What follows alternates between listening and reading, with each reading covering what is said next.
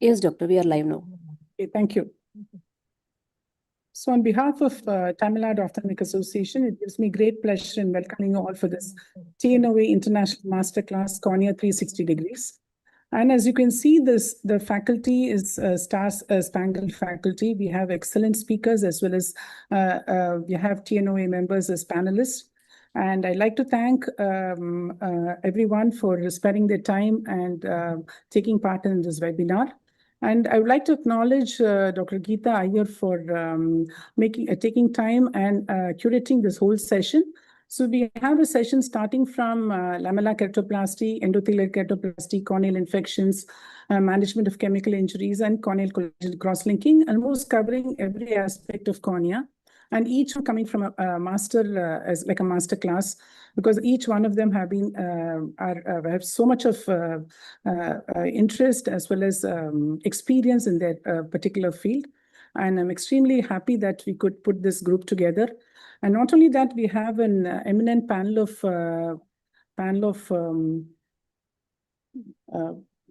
doctors.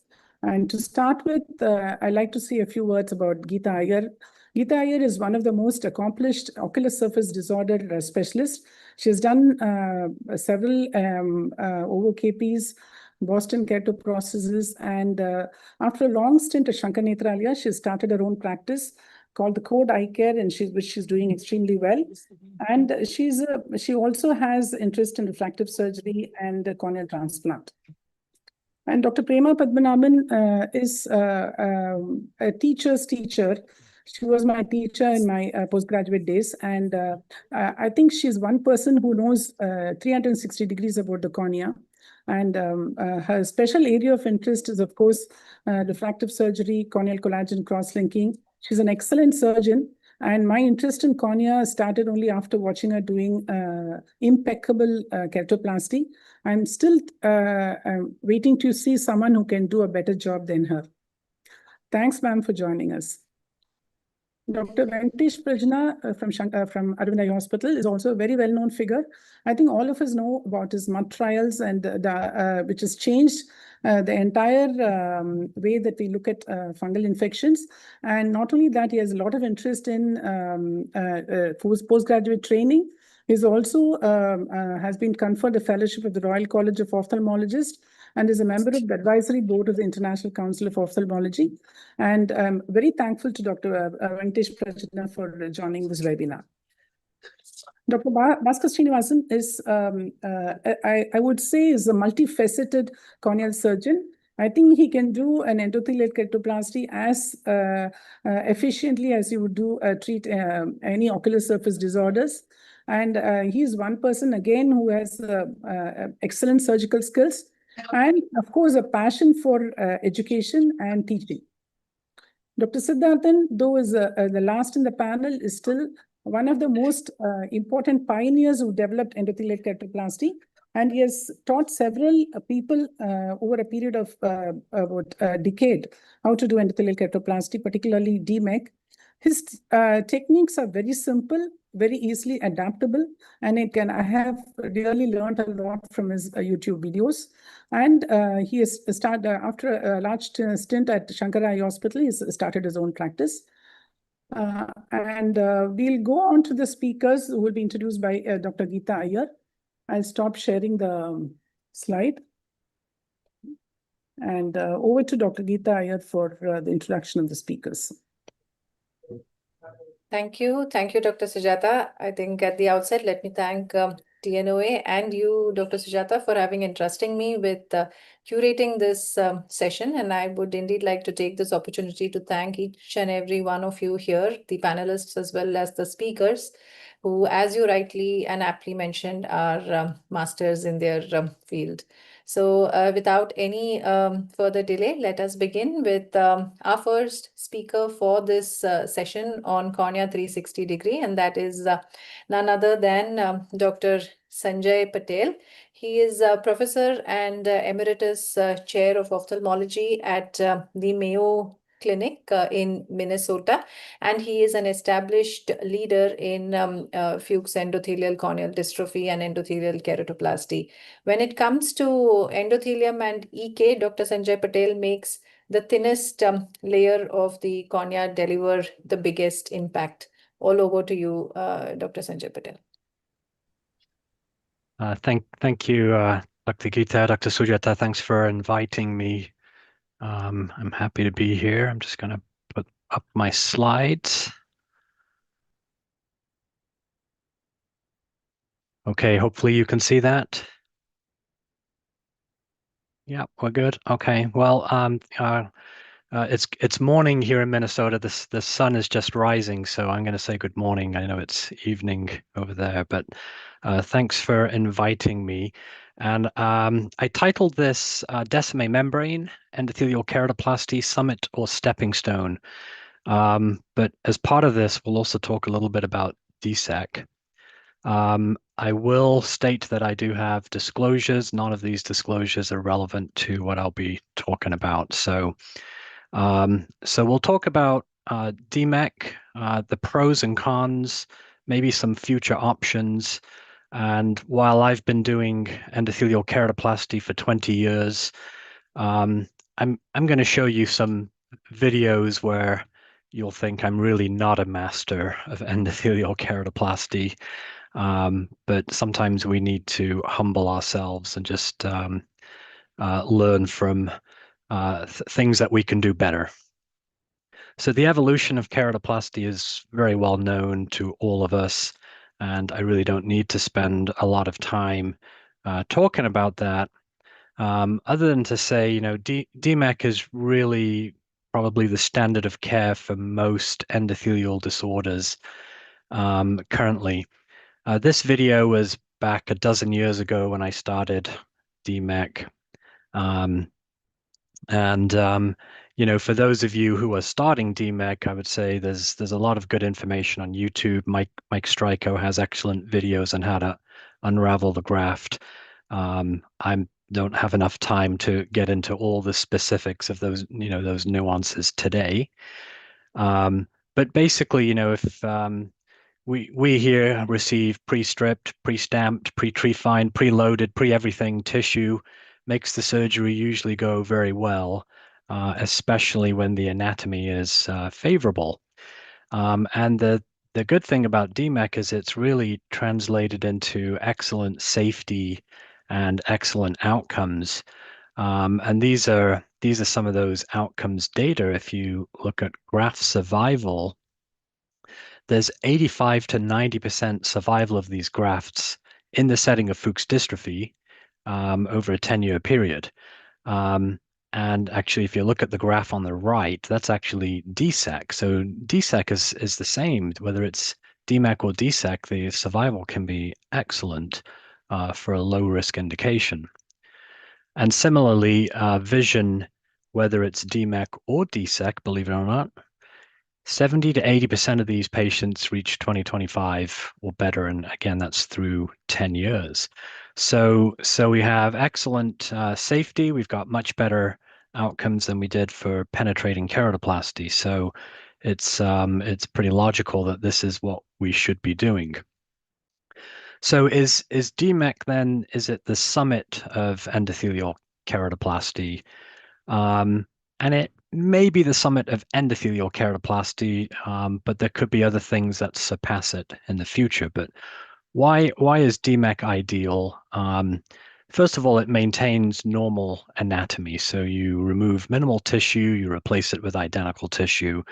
This also helps maintain a normal anterior chamber configuration. But by doing that, we've also learned that you reduce the amount of foreign antigen and therefore rejection and therefore the amount of topical steroid that you need. And so if you look at rejection data for PK, DSEC, and DMEC, you'll see DSEC has lower rates of rejection through 3 through 10 years, lower at every point compared to PK. And DMEC is even lower yet. So thinner tissue, lower antigenic load, less steroid, less glaucoma, less rejection. DMEC also allows you to use or treat multiple recipients from one donor. This is not something we can do in the United States, but certainly it seems like you can do this in India. And this could have a profound impact on the donor pool. So another advantage. And obviously, this is a very selective procedure, so it will only treat diseases confined to decimi or the endothelium, like Fuchs dystrophy. What about vision when you compare DMEC to DSEC? There are two randomized trials looking at this. One of them showed a significant difference at 12 months, and the other one almost a significant difference. But I think we generally accept that DMEC will provide better visual acuity than DSEC. Certainly at 12 months, that difference may actually disappear the longer that the DSEC transplant has been there. The vision does continue to improve. So over a longer period of time, this may be a little less relevant. But I would say in my practice, when I've got an ideal eye in front of me, DMEC is the procedure of choice. Okay, so we've talked about the pros of DMEC. What are the cons? What are the limitations? And the first thing I would say is young donors. So young donors, young people, they're tightly wound, and so is the DMEC scroll. It's very tight. And here's me trying to fight with a very young donor. The anatomy of the eye is ideal. The chamber may have been a little deeper than I wanted, but normally I get a graft unfolded within a minute or two, and here I'm at 4 minutes and I'm struggling, and I've got an assistant who's trying to help provide equatorial pressure, and 6 minutes, and eventually I get to an unfolded state and can put a bubble in the eye. But young donors are a challenge for DMEC. One of the advantages, I think, which may not be supported by evidence, is I think young donors do clear the cornea a lot faster than older donors. But they're difficult to use because of the tight scroll. So if you're starting to do DMEC, avoid these in your learning curve. When you do start to use them, pick an eye that's got a shorter anterior chamber. And it's nice if you've got someone who understands what you're doing, who can provide gentle equatorial pressure, which for me is not always the case. I often have the junior most residents with me who isn't understanding what I need from them. And then sometimes our eye bank actually places little hinges in the tissue. So they make little radial cuts at the periphery of the tissue with the goal that when that's in the anterior chamber, those hinges form a point where the graft will stay open to help you unfold it. What about complex eyes? So I'm going to share a couple of cases which I'm not necessarily proud of, but this patient's had a PK in the past for keratoconus and has recurrent graft-host junction ectasia. I've put the DMEC graft in and I'm trying to inflate the anterior chamber, and that graft isn't moving. It's not going into its scroll configuration. Trying again. It's moving towards the wound. So maybe the wound is leaky here. So it's a thin peripheral wound for keratoconus. I've put another stitch in there. I'm making a little bit of progress. And then I'm not making progress, and I keep trying. Obviously, the video is sped up quite a bit. And here I've almost succeeded, and I'm blowing a little fluid in, and out comes the graft. So the wound there, just not an ideal configuration. But I've restained it. I've put it back in. I'm trying again. These corneas are obviously very vaulted, which makes the chamber deep. And so after a long period of time, eventually get to a point where I can put a bubble in the eye. So I'm hardly a master of DMEC, okay, when you see that. That is just within the last year. So having done this for a dozen years, you still have cases that don't go well. Right. So yeah, again, if you're starting to do DMEC, avoid these kind of cases in your learning curve. Again, shorter chamber depth helps you equatorial pressure. And in this situation, it was the wound configuration with that peripheral graft host junction thinning you get after PK, and the wound just didn't secure well, and that really didn't help me. And when you're doing that kind of case, you start thinking, well, maybe I should have just done a DSEC. And that's what I had to do for this patient because, the graft failed. This is the same eye sitting superior instead of temporal. And in goes the DSEC graft with an air bubble and position that. And it's a short video because it's easy, it's done, and this patient is now doing well. So picking the right surgery for the right case is important. Here's another one. This is one I thought should have been a straightforward case, but as I realized during the case, this patient had probably had a vitrectomy at the time of cataract surgery. It was a younger donor. The chamber wouldn't flatten well. There's the pupil that was peaked from vitreous coming around. The IOL is a little unstable, and really got nowhere with this, despite trying to put bubbles, over the graft, to open it up, to go under multiple times. And this is sped up tremendously. So you can imagine how long I spent trying to do this. Eventually, I had to take a tissue forceps and grasp the tissue through a paracentesis right there. Try to unravel it with an assistant putting pressure on the eye gently, not to push vitreous forward, and a bubble goes in. So again, those are cases where you wish you'd done a DSEC, and it's just you didn't plan for this. These are some of the surprises that you'll encounter. And of course, this graft failed as well, right, from all the manipulation. And so I did a DSEC on this patient. Graft goes in, followed by an air bubble, and that goes into position very, very quickly. So, and this patient is now also doing very well. Here's another case. I'm not going to show you the video because you really can't see much, and that was the problem. There is a DMEC graft in the eye. This may look more like eyes that you may see in India with severe corneal edema, dark iris, and just struggled really to get this into place. It did go into place. This was only 2 weeks ago, actually, so I don't have longer follow-up for you, but this is one that in the clinic, I thought I had a good enough view to do a DMEC, and I was completely wrong. And unfortunately, where I'm at, I do not have an eye bank that I can change my tissue on the day of surgery. So I went ahead with DMEC surgery.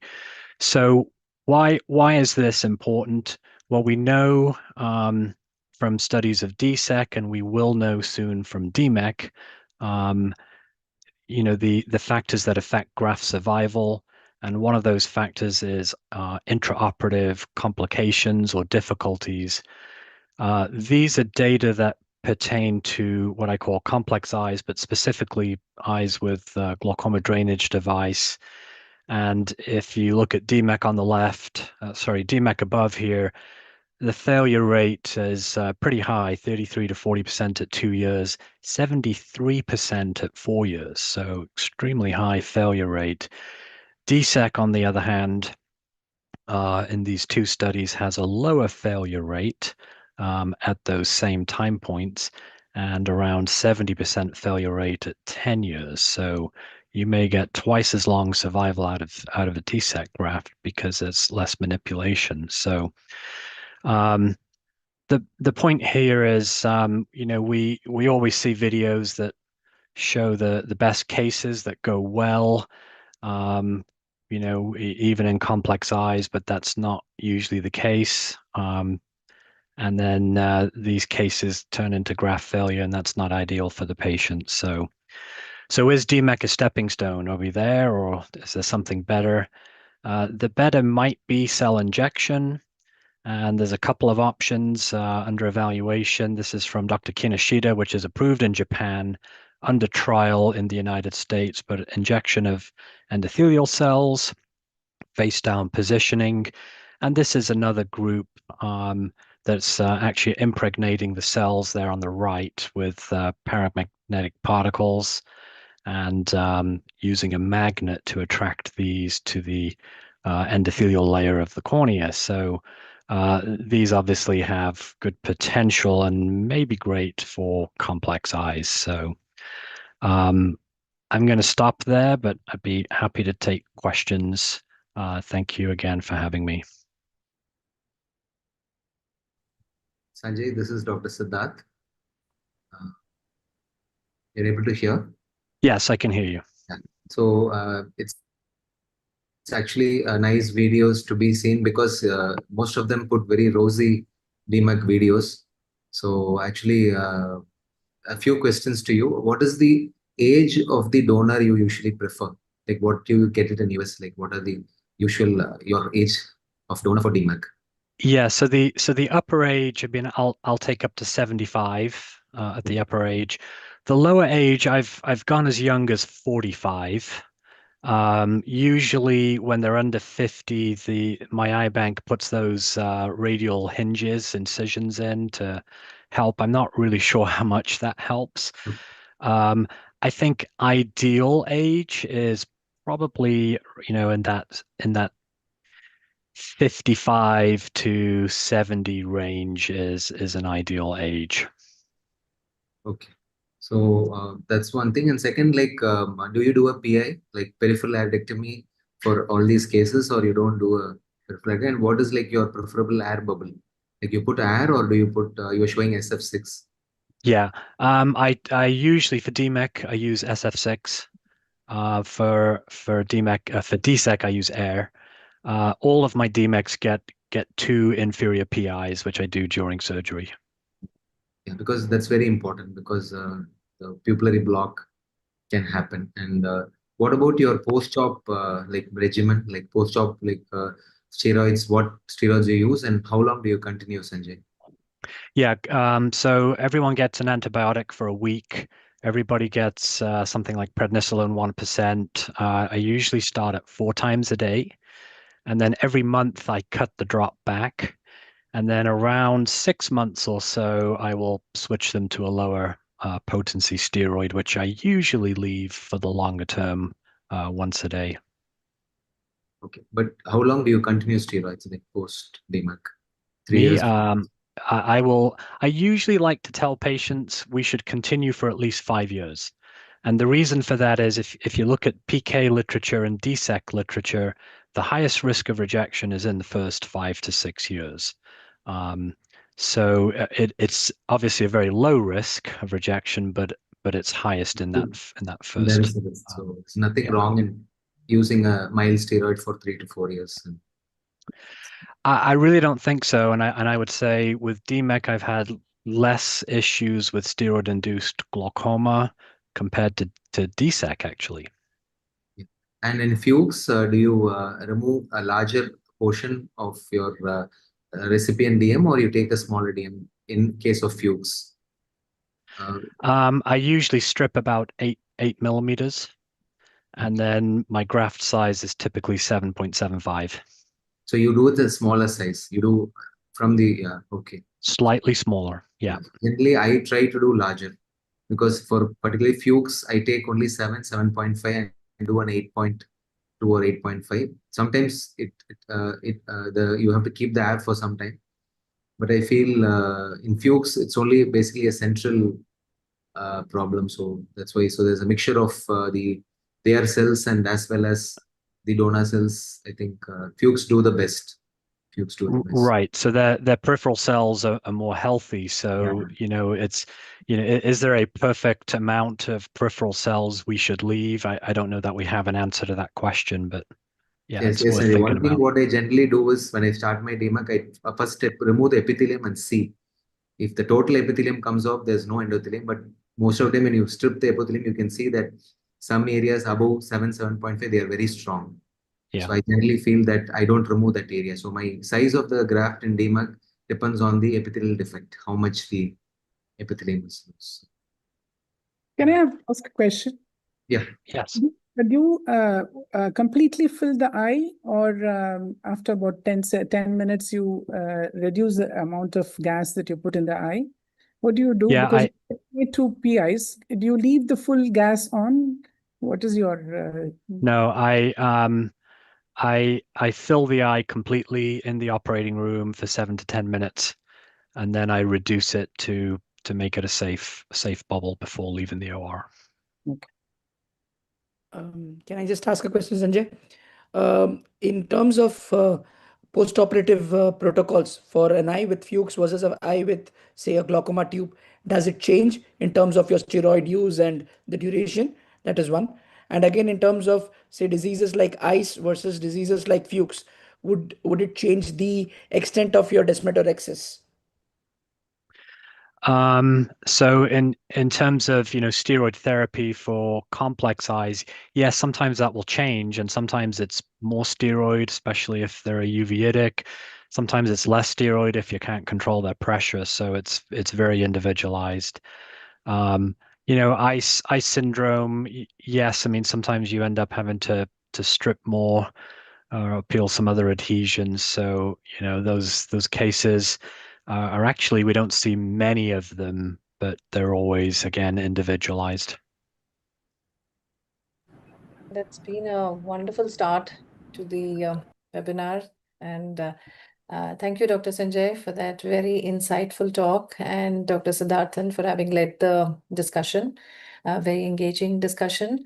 I think we will move on to the next talk. We move on from EK to corneal infections, and our next speaker is Professor Vilavoon. She is the director of Clinical Excellence Center for Cornea and Stem Cell Transplant from the King Chulalongkorn Memorial Hospital at Thailand, among several other designations that she holds. It's a pleasure to have you today speak on corneal infections. And she has a talent for unmasking the trickiest of corneal infections. And today she's going to put the spotlight on pythium keratitis. All over to you. Thank you. Thank you, Geeta. I would like to use this opportunity to thank Dr. Sujata and Dr. Geeta to invite me to join in this prestigious panel of speakers. My talk today is focusing on the pythium keratitis. And this is the place where I'm from, King Chulalongkorn Memorial Hospital and Chulalongkorn Hospital in Bangkok. I don't have any conflict of interest to be declared. Okay, as you know that pythium, sorry, let me go back.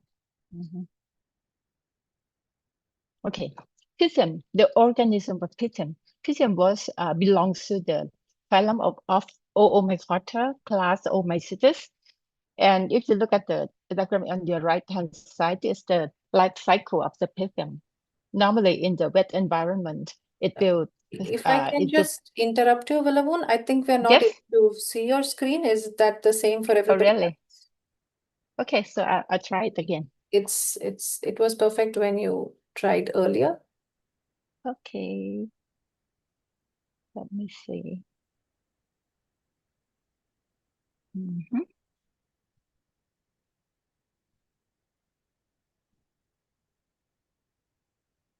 I still recall this was way back in 2014 when I think I had attended the Asia Cornea Society meeting, and I heard to this excellent presentation by Vilavoon on pythium keratitis at a time when we had still not started seeing too much of, or not really started seeing or looking for pythium in our series of cases. That is when we came across our first case of pythium, and it was my awareness of this particular organism from the talk that she had given, which made us realize that we were dealing with something very serious. and something that can have a very significant impact on Now vision. it's visible. Your screen is visible now. Yeah. Yes, I think Okay, you need to so go you see on my to the screen. slideshow, Vilavun. Yeah. Okay, yes. Okay, I'm so sorry. There are too many screens on my computer. Okay, so as I told you before, this is a life cycle of PCM. If you look on the right-hand side, you can see that in the natural environment, the wet environment, the PCM will proliferate and grow into a sporangium, which inside is content of the zoospore. And after a while, and if you can see in this video, the zoospore mature and it's just swimming around. And on when it So causes the pathogenic. your slide is not moving forward. Yeah, I'm not moving the slide right now. Okay. So the swimming zoospore will attach on the, for example, the injured cornea and then start to penetrate and perforate. Okay, did you see my moving slide? No. No. Really? Vilavun, No. there is some Still in issue the- with Yeah. the slideshow. Manjula, is there Yeah. anything that you have to suggest? Yes, maybe I can just go into the Zoom again. Okay, so maybe you can move it to the next speaker while I'm trying Okay. to correct it. Okay. Sure.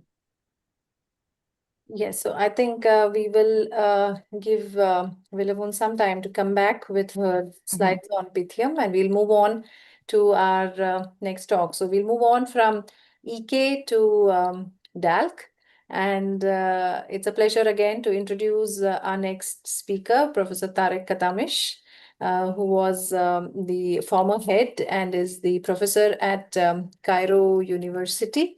It's always a pleasure to listen to you, Professor, on your talks on Big Bubble DALK. Known for creating big bubbles and even bigger insights, Professor Tarek, he turns especially the DALK surgery into a masterclass in finesse. So let's hear to your talk on the DALK surgery. Thank you, Gita. And I think that you will broadcast my presentation as we have. Yeah. Okay, sir. Definitely, sir. Manjula. Yes, doctor. Yeah, you can put on his talk, Dr. Tarak's. 1 second, doctor. Yeah.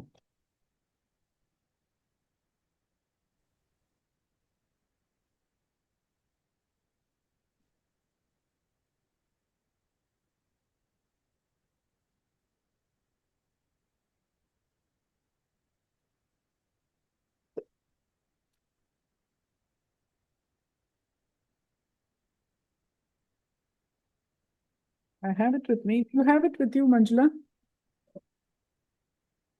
Yes, doctor. Gita. Yes, it started. Yes, Yeah. yes, yes.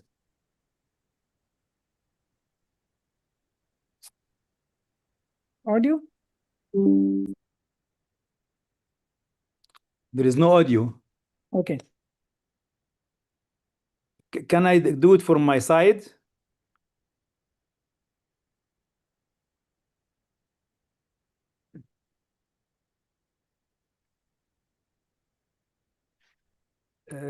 Gita, Should I do? Manjula, can. there is no always. Can I do it from my side? Manjula, there's no audio, then we'll have Professor Tarek do it. Okay, doctor. Okay. Air injection and big bubble. Yes, yes, Okay, now. it is there now. Brave slash to open the big bubble roof. Should I share again, doctor? Yes, Manjula. Donor stripping and finally suturing. Of course, we know that the big bubble formation is the most important and the most critical. Voice is coming, doctor? in the operation. Yes, Yeah, okay. Master bubble DALK, you have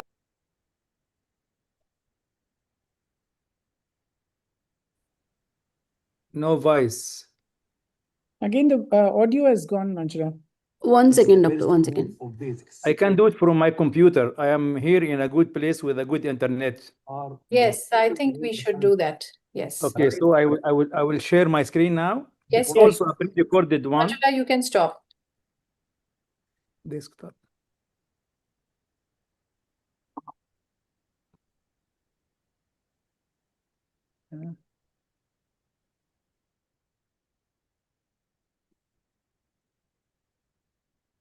Tips for executing the perfect big bubble and manual dial. It's okay, Gita? Secrets of success. Hello? These are the steps of any big bubble dial: partial thickness terrification, Sir, air your injection, and big screen bubble. It's okay or no? no, screen Tips is not. for executing the perfect big bubble okay? and manual dial. No, we are not Secrets seeing your of screen. We're not able Okay. to These are the steps of Okay. Share screen. Share screen, yes. And share Safari, no. This one. I have make like this. And then this. tips for executing the perfect big Share bubble screen. and manual dial. One. Secrets of You success. can see now? These are the steps of any big bubble dial: partial thickness terrification, Yes. Okay, air now, injection and big Yes. bubble formation, Yes.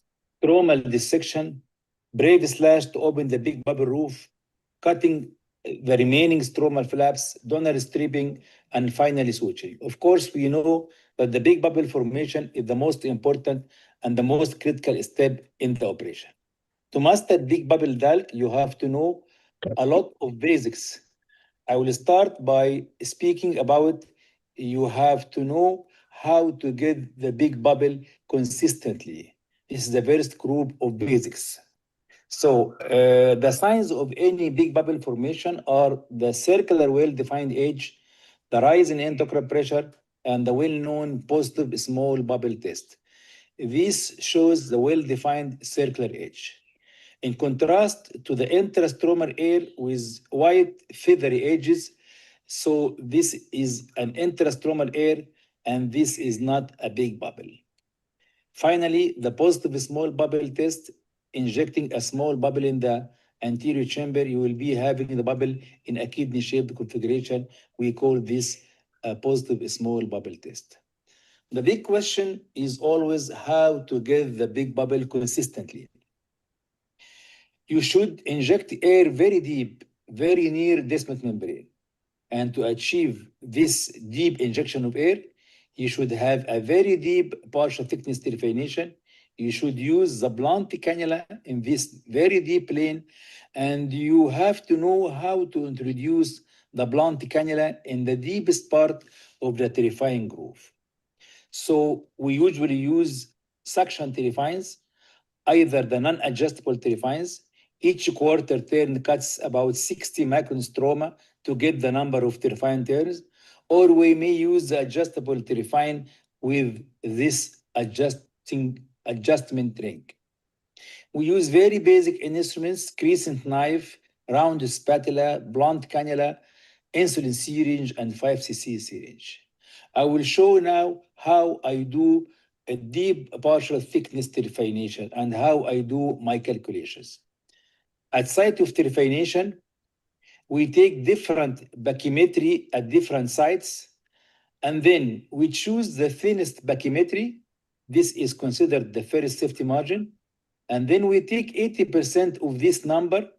This is considered a second safety margin. This will give me what we call the presumed depth of terrification in this particular case. I want to emphasize that the corneal thickness at center has no role in our calculations.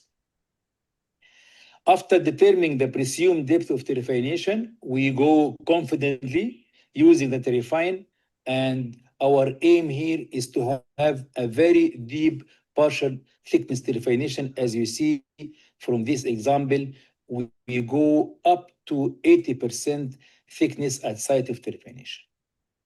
So how can we achieve deep air injection manually? I will show you now my technique of air injection to get the big bubble in 4 steps. The first step, define the deepest part of the terrifying groove by crescent knife. Then we start our first half millimeter of our tunnel by sharp insulin needle parallel to the iris. And then we introduce 27 gauge rounded spatula to do our tunnel very deep in the stroma. And the final step is we introduce 27 gauge blunt cannula to inject air forcibly using 5cc syringe. You will be having the big bubble immediately, as you see. To clarify these steps again, I will do it again. Define the deepest part of the by Greensmith knife. Start the first half millimeter of your deep tunnel by sharp insulin needle. Then introduce 27 gauge rounded spatula to do your tunnel, and finally introduce your 27 gauge blunt cannula and inject air to have the big bubble. And as you see, it is always a reproducible technique. There are some surgical tips and tricks related to the big bubble formation.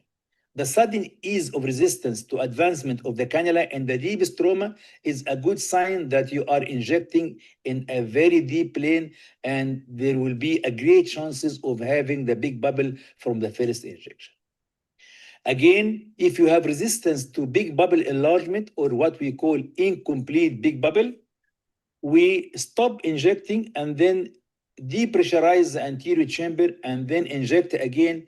You will be having the big bubble in its full size, as you see. Finally, sometimes you may have burst big bubble due to excessive intra-bubble pressure. This is usually due to a pre-existing weak spot in the posterior layer, as you see from this example. Another example, you see a huge burst big bubble, as you see from this example, and sometimes you may hear a clicking sound. Finally, sometimes you need to inject air repeatedly until you get the big bubble. So this is the first injection, no more than emphysema. Second injection, emphysema, stench still soft. Third injection, emphysema. And the fourth injection, you will be having the big bubble. So as I always say, you have to be patient and determined until you get the big bubble. But what if big bubble formation is impossible? We have to go to the plan B, which is manual dissection. I will talk about manual DALC after finishing the big bubble DALC. So the second group of basic, you have to know how to differentiate between type 1 and type 2 big bubbles. Type 1 big bubble usually starts from center to the periphery. It has a maximum diameter of 8.5 millimeter due to the strong attachment of Tnoa layer at this site, and the plane of separation is between the stroma in front and Tnoa's layer behind.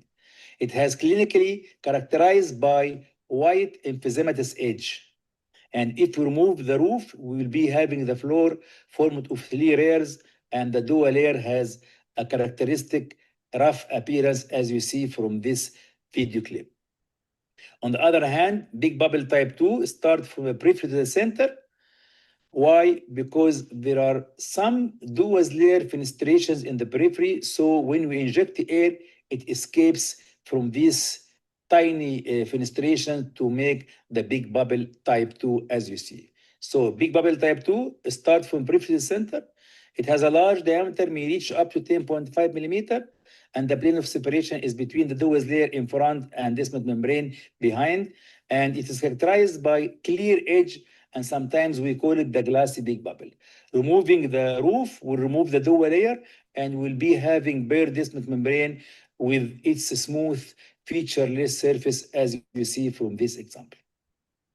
The mixed big bubble, if you have complete big bubble type 1 in the center and partial type 2 in the periphery, after opening the big bubble type 1, we will be having another big bubble type 2, as you see from these 2 examples. This shows the difference between the rough surface of Tnoa layer and the smooth surface of descending membrane. Tnoa layer is known to be very tough, as you see from this example. It can withstand too much pressure and it resists rupture, as you see from this video clip. This shows the difference between type 1 and type 2 big bubbles, as I have mentioned before. The third group of basics is that you have to know how to perform paracentesis safely after forming the big bubble. We know that in phacoemulsification, we do horizontal paracentesis.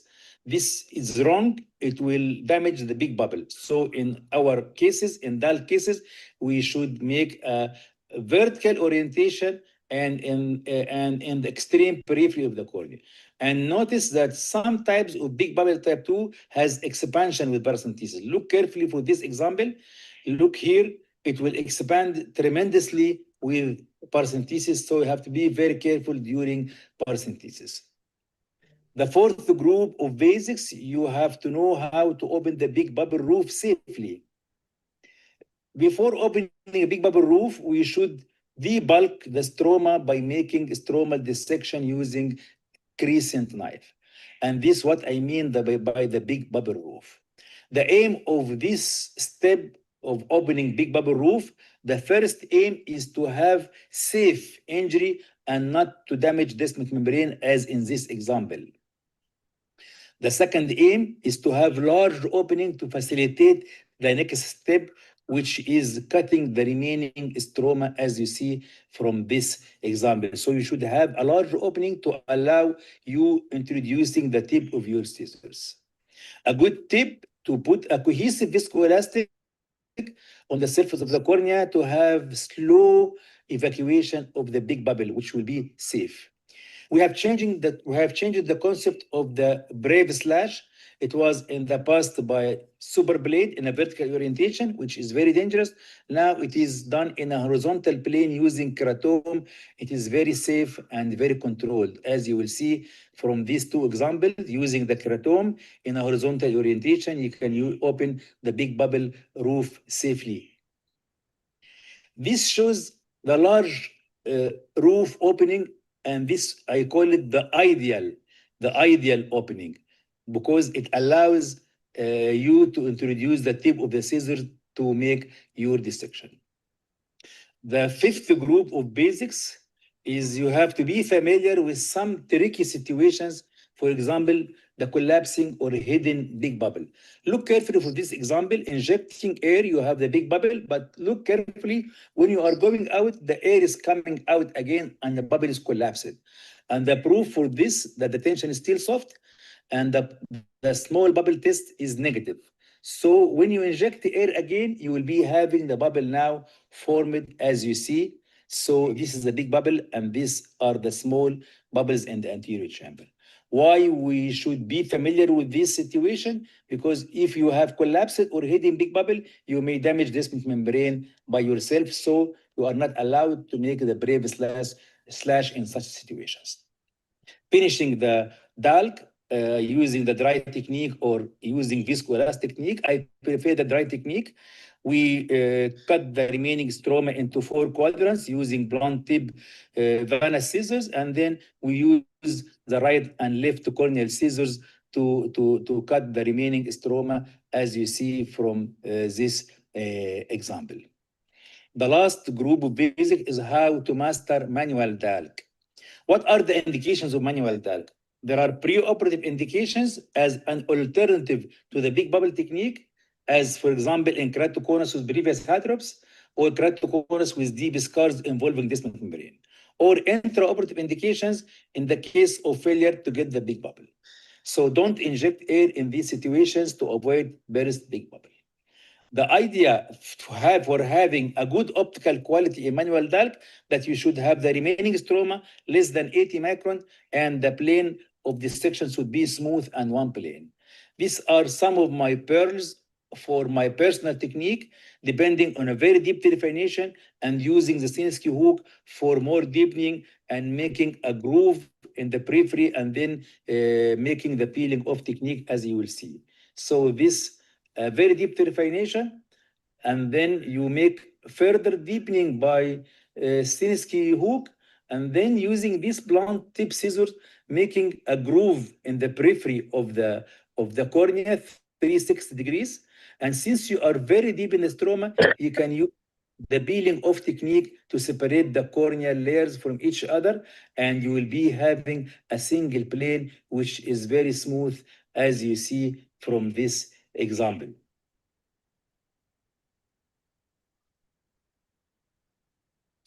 So my technique depends on deepening of the groove by the blunt Sinitsky hook, as you see, and then after this deepening, the dissection will be very easy, making the peeling off technique.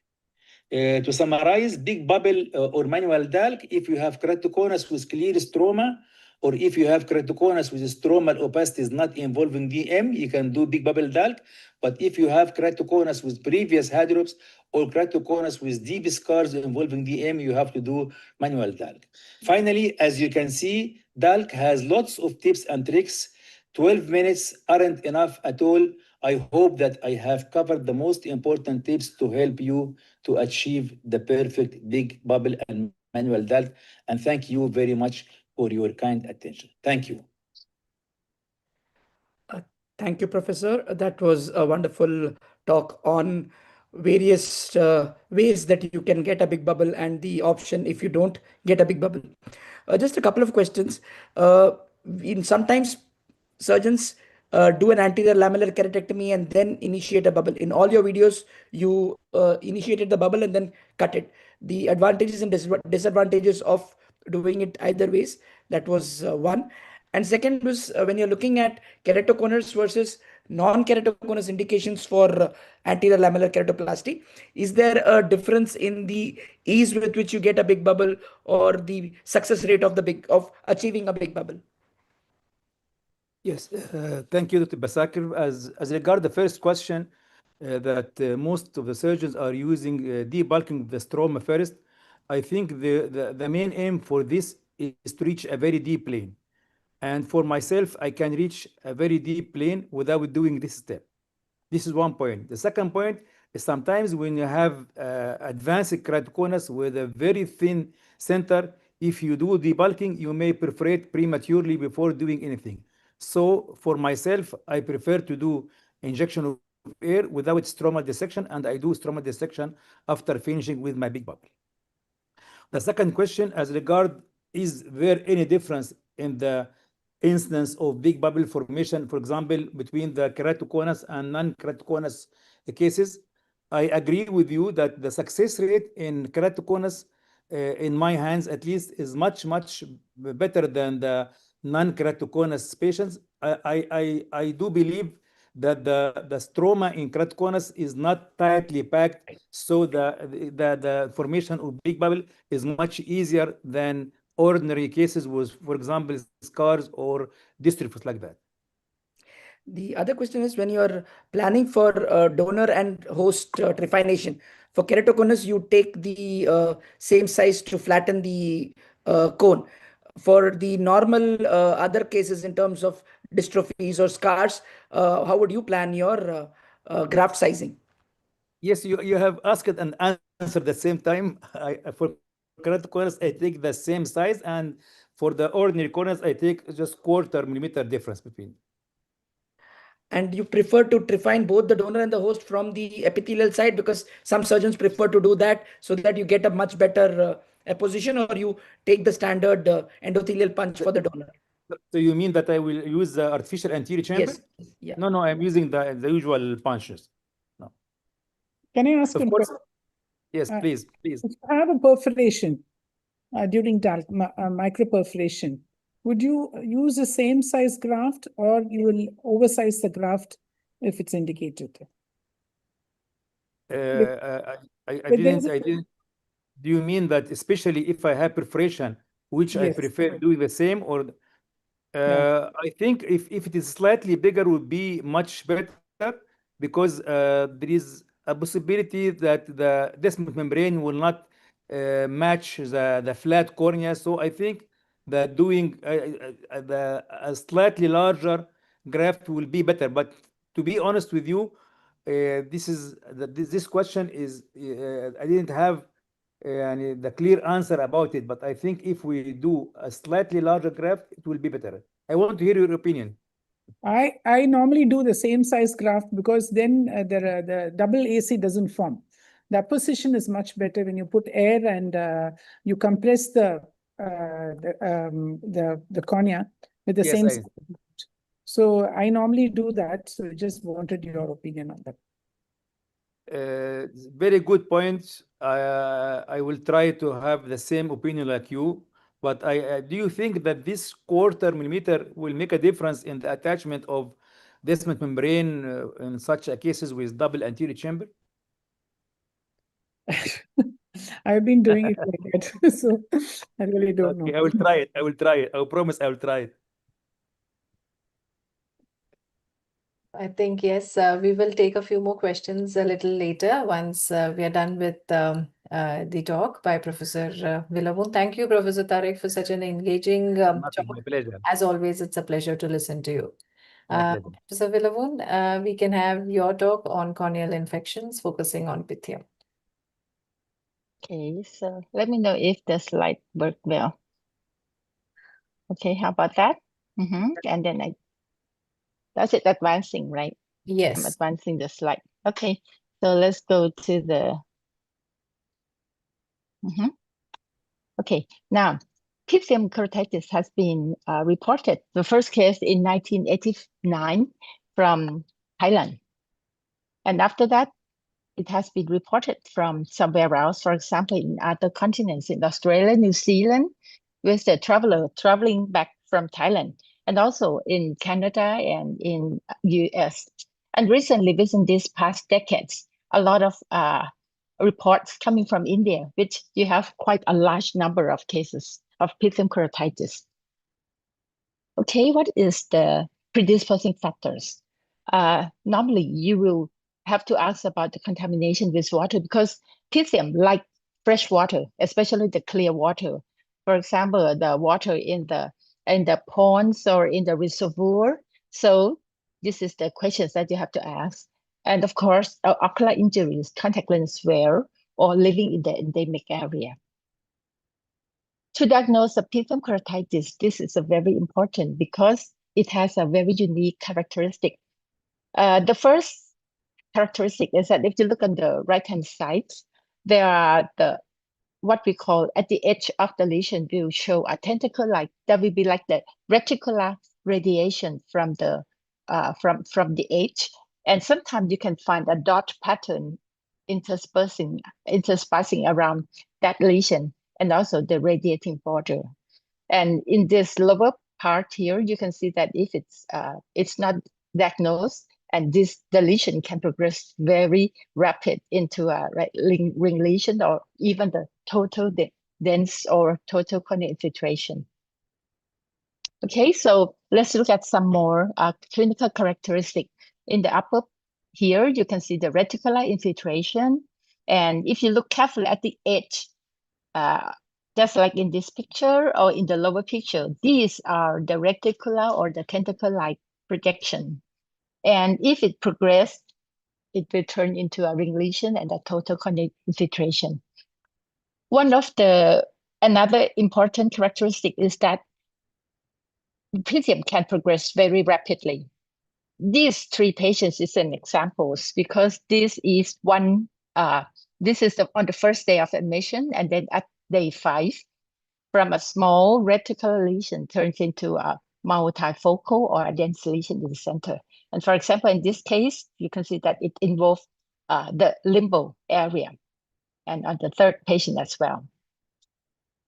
In our paper in 2021, we report 26 eyes in the 25 patients, and we divided the clinical presentation into 4 types. The first one is the reticular, which is at the very early stage of pythium keratitis.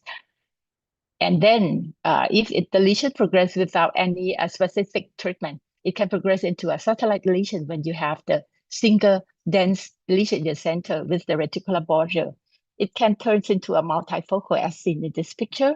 And the most severe is the dense total infiltration. How are we going to diagnose pythium insidiosum keratitis? First of all, you have to ask the history and look at the lesion, very typical. And then the routine corneal scraping is very helpful.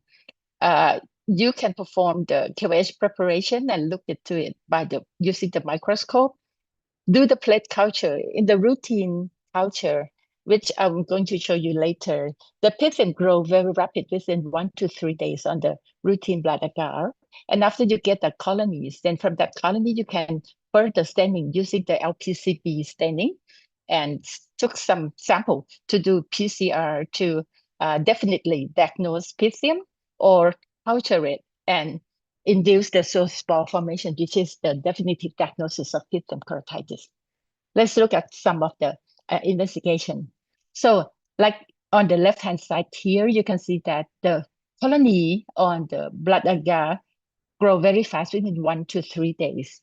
And the colony is a little bit raised with a kind of translucent agar, flame-shaped appearance on that blood agar and the separate dextrose agar. When you perform the cleavage staining, pythium will be showing something like the mole, where you can see the hyphae, but sparsely septate or non-septate hyphae in a size which is in between the fusarium and the mucor. Mucor is a non-septate hyphae, but the hyphae tends to be larger and in a ribbon shape like. So this is the pythium keratitis with sparsely septate. And when you perform the lactophenol cotton blue, what is very typical of the pythium is that it will show multiple sides of the hyphae, irregular branching, and sometimes you can see that tiny vesicles as shown here, a very small vesicle, which is very typical for pythium keratitis comparing to other fungal keratitis. The IVCM or confocal microscope sometimes it's very difficult to differentiate pythium from other fungal hyphae. You can see the hyperdense pseudo hyphae or hyphae with different size, irregular branching as seen here. And one of the definitive diagnoses is to induce the pythium to grow in a liquid and then make it to form the zoospore, which is a definitive diagnosis. Another definitive diagnosis is using the PCR from that colony. You can do the PCR running on a agarose gel and look into this picture. This is the specimen from the pythium on the lane 3 and 4 comparing to the passive control. Well, when the histopathologic features of pythium is somewhat different from what you find in, for example, the fusarium keratitis, it can be seen in both H&E and DMS staining. And if you look at the DMS staining, the pythium stained black, vivid black as seen in this picture, and mostly you see the cut surface on the cross section of the pythium because it has an irregular branching, not like something which you can see in the like fusarium keratitis. What is the prognosis? And from our literature review in our series, at that time we found that the success rate of treatment is very low. In our series, we found about 58% of the patient has to have the globe removal. And in order to find the risk factors for the globe removal, is this associated with older age, delayed treatment, the presence of hypopyon, and comparing the 4 types as has been described, the types 2, 3, and 4 has the worse prognosis comparing to type 1. That means the more advanced of the disease, there is a high risk of the globe removal in that cases. And the larger lesion and the histopathologic dense of the pythium hyphae in the pathological specimen. Well, what is the medical treatment of pythium keratitis? Previously, because pythium looks like a fungus, so in the past, we have been treated it with the antifungal therapy, but it doesn't work because the pythium lack of the ergosterol at the cell wall. So right now, it has been reported by the group from India, I think it's from LVPI, that using the antibiotics in the group of macrolides, for example, azithromycin, clarithromycin, and the linezolid. So the combination of these two antibiotics, either the topical and the oral form, can successfully treat the pythium keratitis. In our previous series, 2021, since that time, we seldom use the anti-pythium therapy. So mainly we use the voriconazole and the fungal therapy. So that is why our results is very low in the success rate. What about the surgical treatment? Surgical treatment for Pythium keratitis is something which is highly indicated, especially in cases where you have the advanced disease, the progression without the treatment, the worsening and impending perforation. And if you see this picture, this is pre-op and the post-operative. One of the main features is that most of the cases got recurrence after the first TPK. So we have many cases that you have to do the second, the third PKP. And as I mentioned before, there are high rate of the globe removal in our previous series. This is a very good review of the meta-analysis and good review of all the reported cohort of the Pythium keratitis. And you can see that this is our series comparing to the series from LVPI group. You can see that the series nowadays, the series of the success rate is increasing, like in this paper. So why our series from Thailand has a poor outcome? I think maybe because most of the cases were advanced at the stage, and because of the delayed diagnosis. And at that time, very few patients in our series that received the anti-Pythium therapy, for example, the bacterialized group. Then we compared our series. This is the old series, 26 eyes, and the recent one is 13 eyes in the recent one. And at this time, we can find that we got more success in the treatment of Pythium, especially we can have the globe salvage less than 20% comparing to 58% previously. And one significant factors is that most of the cases we are using the anti-Pythium therapy, which is the azithromycin combined with linezolid. So this is my last slide. In conclusion, what you have to know about Pythium keratitis. First, it's not it's not a fungal. The second thing is that it is a very serious infection. It's rapid and aggressive progression if not diagnosed. The way to diagnose is by using the clinical findings, which is very unique, tentacle-like infiltrate, radiating line, reticular dots. The definitive diagnosis is by using the culture or using the PCR in order to identify Pythium insidiosus. And the treatment right now for medical treatment is gives you a very high success rate, but you have to also consider the therapeutic penetrating keratoplasty in cases of the advanced disease or the non-responsive cases. So I would like to thank for your attention. Thank you, Eleven, for a very nice presentation. And also thank you for diagnosing it for the world for the first time, as Geeta mentioned.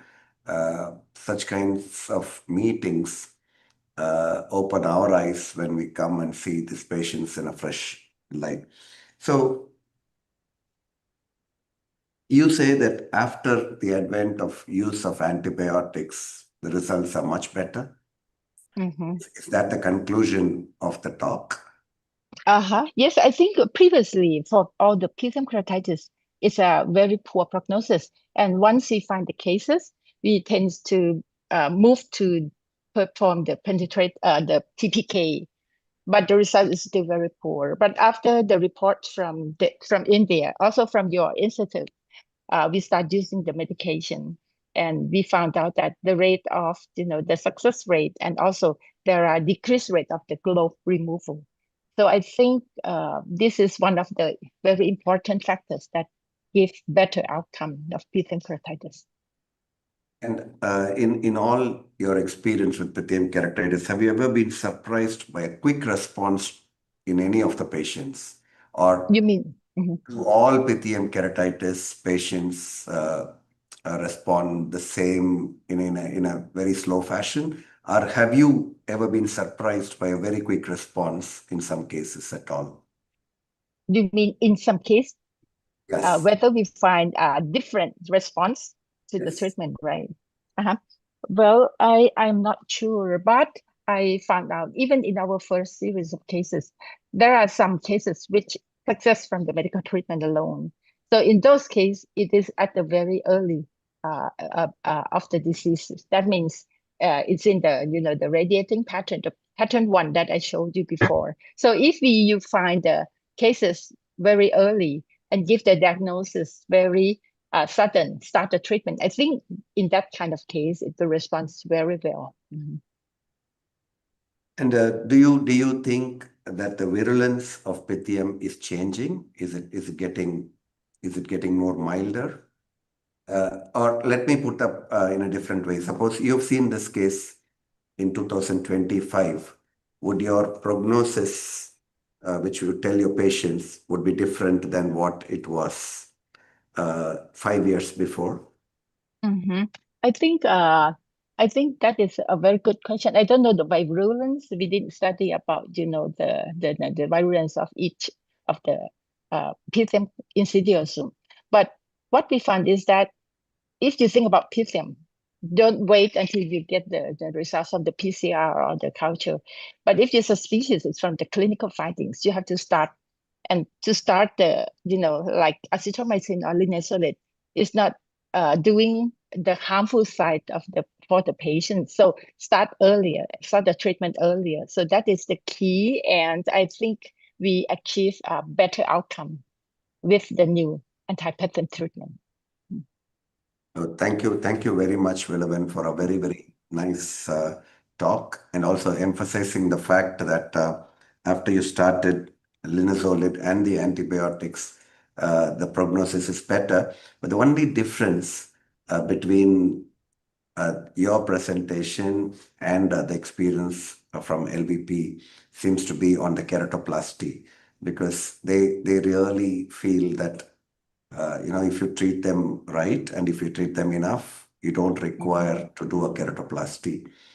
And the reason for that may be because that is what the ESSEX studies told us. The Pseudomonas, which happens in India versus the Pseudomonas which happens in China, is different. So we need to understand that concept as well. Thank you very much. Thank you very much for your insight. Can I ask a question? Yes. In cases you have done keratoplasty, what is the role of steroids? Do you treat them like fungal cases? You wait for the infection to completely settle down before starting steroids, or would you treat them like bacterial, where we simultaneously start steroids after keratoplasty? Yes, that's a very good question, whether we start early steroid or not. Normally, for the case of Pythium keratitis, it recurs very rapid, So we never have a chance to put the steroid, because when the recurrence of the disease just come very quickly. But in the cases later, when we start the anti-Pythium therapy, I think we still wait for a while, for at least maybe 2 weeks to 1 month, to see whether the lesion doesn't progress. Then we will challenge the topical steroid. Thank you. Absolutely highlighted all the appropriate points in the treatment of Pythium keratitis, one of the most challenging infections that we see, which requires a very, very high index of suspicion to diagnose it very early, so that we don't let it proceed to the stage where you will need to intervene surgically. But what we did publish earlier in our series of patients was the fact that, yes, medical therapy has a role to play when it is a more circumscribed, smaller infiltrate. When you already have it going up to the limbus, then probably surgical therapy works better and more definitively Right. than medical therapy alone. And we had published our outcomes with a role of adjunctive therapies like the use of cryotherapy and alcohol, which did seem to work in our favor in these patients with Pythium keratitis. Overall, a very interesting and engaging discussion. Thank you very much. And Thank you. Thank you, Villavan. Yes, thank you. Thank you. With that, we'll proceed to the next talk, Dr. Sujata. I will be speaking on chemical injuries. Yeah.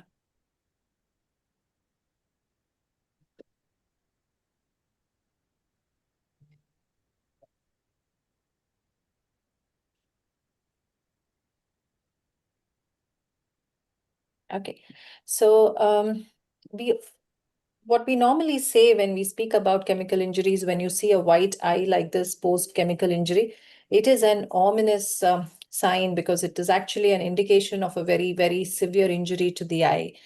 We all come across various severities of ocular burns, and it is essential that we understand the methods of evaluation, the causes for the findings that we see in these patients, apply appropriate grading to the ocular burns that would provide a logical direction to management in these patients, which is what decoding acute ocular burns is all about. And pertinent points related to acute ocular chemical injuries is what is going to be the scope of this particular talk of mine.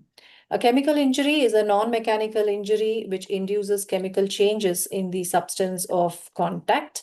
And we all know that ocular chemical injuries are a true ophthalmic emergency, can be caused by alkalis or acids. Both of them have a very devastating effect on the ocular surface and lead to chronic sequelae leading to visual and ocular morbidity. There are various presentations that these patients come to us with.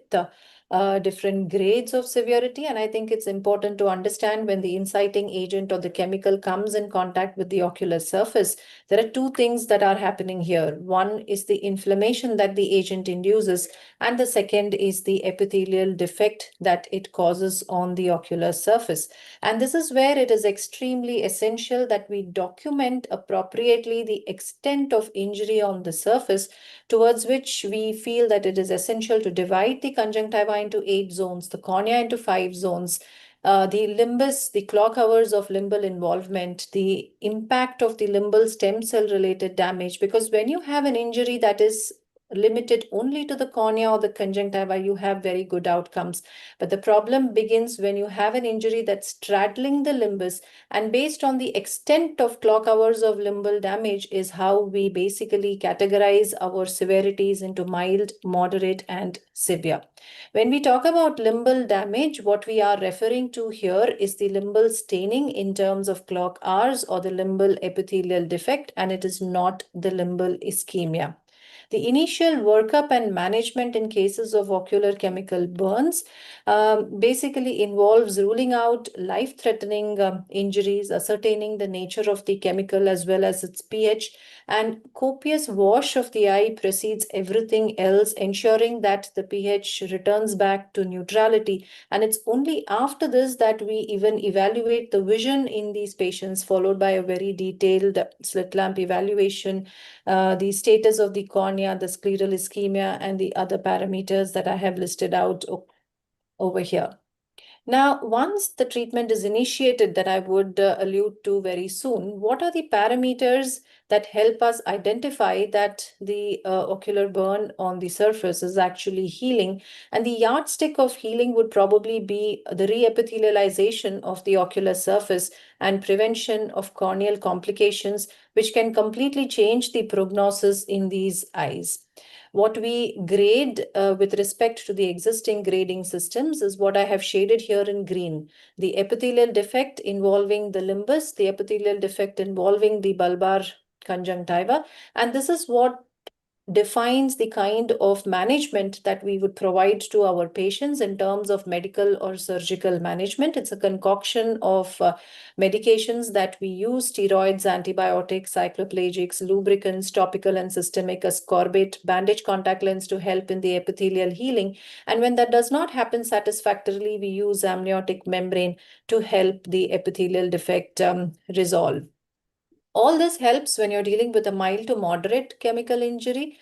But when you're dealing with a very severe grade of chemical injury, and sometimes even with grade 4 of Dua's classification of chemical injuries, your outcomes may be far below what we would call as satisfactory. We keep talking about reepithelialization. What exactly are the effects of delayed healing in these patients? So when you have a very large epithelial defect, the last part to heal is the central portion of the cornea. And this leads to changes such as thinning, melt, perforation. They could be healing with scarring or irregularity. And when you have an epithelial defect that's almost involving the entire bulbar surface or even the tarsal surface, just placing repeated amniotic membranes one after the other is probably not going to solve our problem here, because if there are no residual cells on the ocular surface, the amniotic membrane is not going to help in epithelialization of the surface and healing of the bone, of the burn. So how exactly do we provide an external source of cells in severe grade of injuries? There is a need for an external source of cells. We can't take it from the other eye, and therefore we would prefer to take it from the donor cadaveric limbus. Cut it into pieces like how we do for the autoslit, place it on the amniotic membrane, which helps epithelialization of the surface, which comes along with resolution of inflammation. And this is exactly the concept that we put forth in introducing this procedure called as alloslit in the early stage of chemical injury, compared it retrospectively with the results of just amniotic membrane, and we saw a significant difference in the outcomes of these patients, especially with severe grade chemical injury, when we use alloslit appropriately. So when we talk about best practices towards achieving goals in ocular burns, the idea is to ensure that you get back the epithelium as quickly as possible on the surface, which is what helps us maintain corneal clarity and thickness, maintains ocular surface integrity, reduces the occurrence of symblepharon, and it reduces corneal scarring, which in turn would require LK or PK. So the questions we need to ask ourselves are, how do we achieve quick epithelialization following an ocular burn, and how do you protect the surviving limbal stem cells? This is a short video that shows how exactly the alloslit procedure is being performed in a severe grade of chemical injury, where we're first placing the amniotic membrane on the denuded surface. This is the donor limbal tissue that is being cut into alloslit bits, very small pieces. That the donor tissue that we normally prefer is less than 70 years, fresh tissue. And in this procedure, there is no need for immunosuppression unless it's a bilateral chemical injury that we are dealing with. The bits are secured in place using fibrin glue, a bandage contact lens is placed, and then the surface heals. The next question is providing cells alone enough? Because what are the other factors that need to be addressed in this kind of a situation? This is where grading of ocular burns is extremely essential, because gradings like the TNM classification should provide us a management directive to improve the outcomes in these eyes. To give an example, both these are pictures of grade 6 chemical injuries where the prognosis is kind of poor. But when you look at the outcomes, this was the outcome where one eye underwent a Boston keratoprosthesis, getting back a vision of 6.6, and the other eye had a vision of 6.9 with just an alloslit procedure done in the acute stage. So when we talk about the grading of acute burns, what we are referring to now is just the epithelial defect involving the limbus and the bulbar conjunctiva, whereas we know that most of the complications that change the prognosis are because of the epithelial defect that involves the cornea, and it also needs to include the defect on the palpebral surface, so that we ensure that we are significantly preventing the complications in these eyes.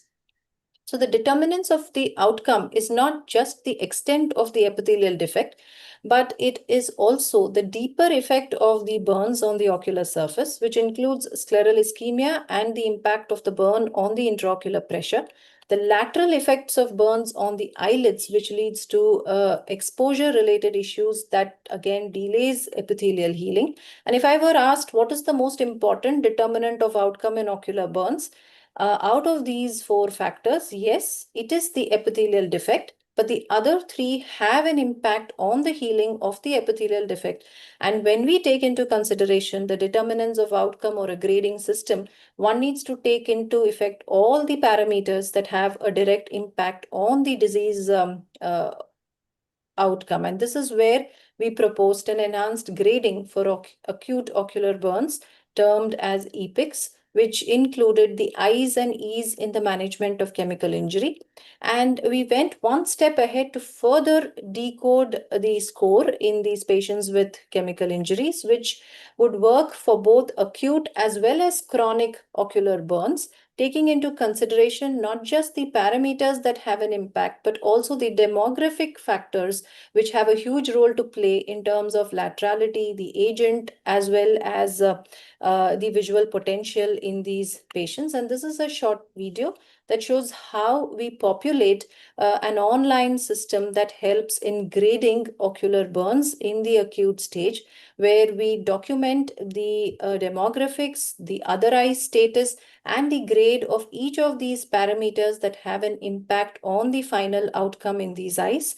This online available system helps us score. It gives us a score, which we call as the code score, which provides us with the exact impact of the ocular burn on the eye, gives us the demographics, and helps us giving a direction to management in these patients, because the ultimate aim is to ensure that these patients come back to what we refer to as code 0.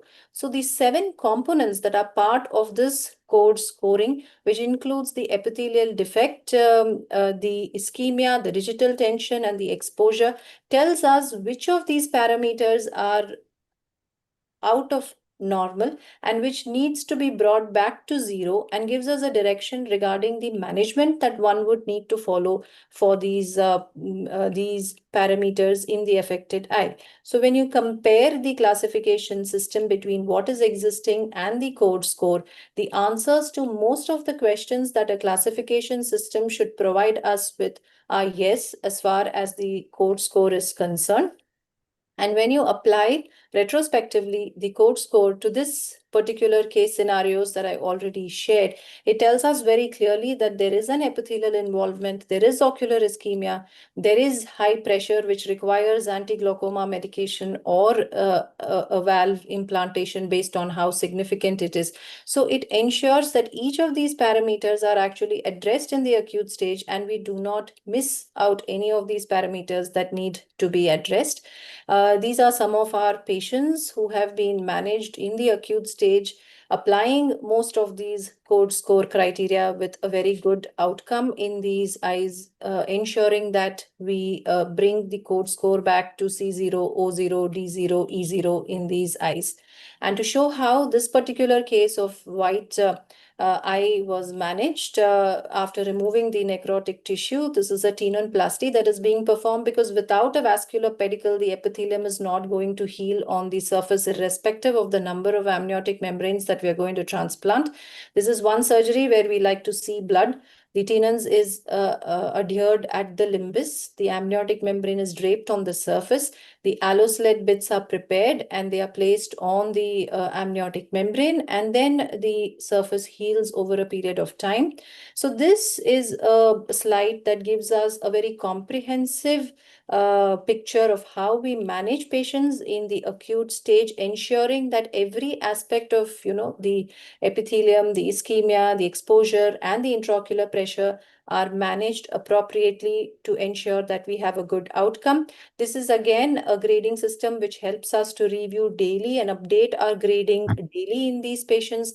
And these are some of the best practices that it helps us to achieve and follow, because today we know that there are several options in the chronic stage for visual rehabilitation. We have several types of keratoprosthesis that can help us improve the vision in these patients. And ultimately, it is the management in the acute stage that help us maximize the outcomes in these patients in a comprehensive and in an all-encompassing approach. This is the code score, which is freely available for all to use for chemical injuries, both acute as well as chronic. And we also have certain other applications that are useful in the management of ocular surface disorders. Thank you. Thank you, Geeta. That was a wonderful talk on acute chemical injuries. I have certain basic questions. So if you're in a tertiary eye care hospital where you have access to BSS, will it make a difference using BSS versus normal saline for irrigating the ocular surface after the acute injury, chemical injury? Yes, I think irrigating solutions have a very huge role to play in the primary care because wash is what is most crucial. When we talk about normal saline versus ringer lactate versus BSS, in studies that were conducted earlier, it's actually ringer lactate that has the best role to play in maximizing the impact of wash in these eyes. Of course, in India, we don't have access to the amphoteric solutions, which tend to neutralize the agent of injury, but they are supposed to be the most ideal. But the bottom line is that let us not avoid or cause any delay in washing, even if you have access to just tap water that can be used to wash, because primary care is of utmost importance. But like you rightly said, if you have access to, then RL is the preferred solution. So when you said that you will definitely not take limbal ischemia as an important factor, when you come across a patient with an acute chemical injury, would you take into consideration the epithelial defect or the limbal ischemia for doing a surgical intervention? And do you think an early surgical intervention with an amniotic membrane with or without alloslet will make a difference to these grade 3 to grade 4 victims versus medical treatment in the first few days? So medical management is the way to go for grade 3 to grade 4 injuries. We do give a trial of medical management before we decide whether we would want to escalate it to the next level of surgical management. If we believe that the usually in a grade 3 or 4 injury, you will have only a C3 or a C4 score. So if you're coming down from C4 to C3 to 1 as the days go by, you know you're on the right track. But if your C4 does not change from there at all, if your epithelial defect doesn't respond to your medical management, then you know that you have to escalate it to surgical management, which might be done earlier in a severe grade injury compared to a 3 or 4. Coming to your question about So how long do you wait for this healing process? It's on a case-to-case basis. You could wait a few days. I mean, you could take the decision to do the surgery on day 4 or 5 versus even at the end of 2 weeks if you feel that your outcome is not good. Simultaneously, we need to look at the corneal status to make sure that the cornea in the area of the defect is not showing any changes. Topical steroids will continue to keep the inflammation under control. And with respect to your question on limbal ischemia, actually, at this point in time, we do not have, what we refer to is the scleral ischemia, the perilimbal scleral ischemia rather than the limbal ischemia. What we refer to is the limbal staining. If you look at Dua's classification also, it's only the limbal staining which determines, and there's no way that we can actually determine the amount of surviving limbal stem cells at that point in time in the acute stage. And every parameter that we tend to address during the acute stage is to try and salvage the limbal stem cells which are surviving, if any. And what about using ascorbate and citrate? Do you think it's very important to use them in the during the medical management phase? For very severe injuries, grade 5, grade 6, it does have an additional role because both of them have, citrate especially has a chelating effect. Both of them have anti-inflammatory effects. And any medication that will help to reduce the inflammation, topical ascorbate also has an effect on the ciliary body, especially in alkali injuries. And therefore, any of these medications which will help to reduce the inflammation does have a role. Of course, if you cannot reconstitute it, it's 10% topical ascorbate or citrate that is reconstituted and provided to the patient. If you cannot reconstitute it, it's fine. But if you do have access to it, it does have a role to play in very severe chemical injuries. We can substitute it with oral ascorbate. Will it? Oral ascorbate is mandatory in patients with acute ocular burns. In fact, it's almost a dose of 2 grams per day that is prescribed in these patients for almost the first 2 to 4 weeks after the injury based on the severity of the injury. So you had mentioned about tenonplasty. So when would you do a tenonplasty for these patients? When there is scleral ischemia, which is seen as a very white area where you have lost the vascularity. You can also see coagulated vessels at times in the initial phase. You have to kind of follow up these patients. We categorize it into global ischemia versus sectoral ischemia. If there is sectoral ischemia, you can wait and watch to see if things improve with medical management. Sometimes the blood flow can change over a period of time, but if it doesn't improve, then you are at a very high risk of peri-ischemic corneal melts. And this is something that we do not want in these patients. And therefore, a decision to do a tenonplasty is done. Most every time where you have an area of ischemia, you will have an overlying epithelial defect over it. And it is very unlikely that the epithelium will heal over an area of ischemia, because you need a vascular pedicle for the epithelium to heal. If it's a very small 1 or 2 clock hours, you can wait and watch. But if it's a global ischemia like what I showed, or anything more than 3-4 clock hours, then it's better to address it if there is no change in the vascularity. And you combine it with an amniotic membrane. Yes. Thank you, Geeta. That was wonderful. And I think we still have a lot of doubts. I'm sure, people like me who are come across these cases occasionally, we always have a lot of doubts, and thanks for clearing it. And I think this is one of the most important ocular emergencies that we all should be aware of. Thanks a lot. So we'll move on to the next talk. You can introduce the speaker. So I think our next talk is by Professor Farhad Hafezi. Again, a master in his own right, does not need any introduction, but Professor Farhad Hafezi is the Chief Medical Officer at ELSA Institute in Switzerland. He is one of the pioneers in the procedure of corneal cross-linking, and that is what he's going to be talking to us about today. A true architect of modern corneal strength. I think he has helped turn cross-linking from an idea into a revolution. So we'll be playing his recorded talk. Dr. Yes. Sujata, do you want me to share his talk? Yes, please.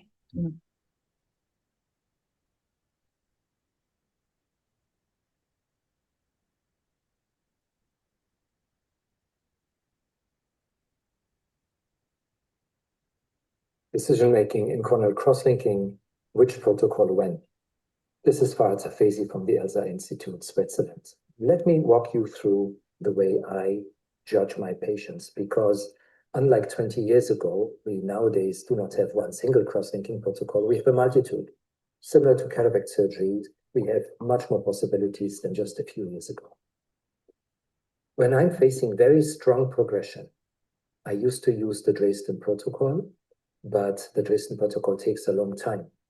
The 10-minute protocol is faster but less efficient. So when I have children, when I have ectasia after LASIK, I used to revert to the 30-minute Dresden protocol. This is why we started to look into alternatives. And what we found and published 5 years ago already is a high fluence protocol. See, these were results from 2012, 15 years ago from my lab. Dresden protocol gives you the strongest biomechanical response, followed by the 10-minute epi-off protocol. And then in 2019 and 20, we investigated high fluence protocols. 7.2 joule does not give you an increase, but 10 joule is as good as Dresden, and it is 3 times faster. So since 2021, the 10 joule protocol has become my go-to protocol. As you can see, very deep demarcation line. We have performed a clinical study that is now under review and will hopefully be published soon. And it is as strong as Dresden in 9 minutes 15 at 18 milliwatts continuous light. Sometimes I don't need the strongest protocol. I just need a decent protocol for normal progression. The strong high fluence, by the way, has a very good safety profile. The endothelium is absolutely preserved.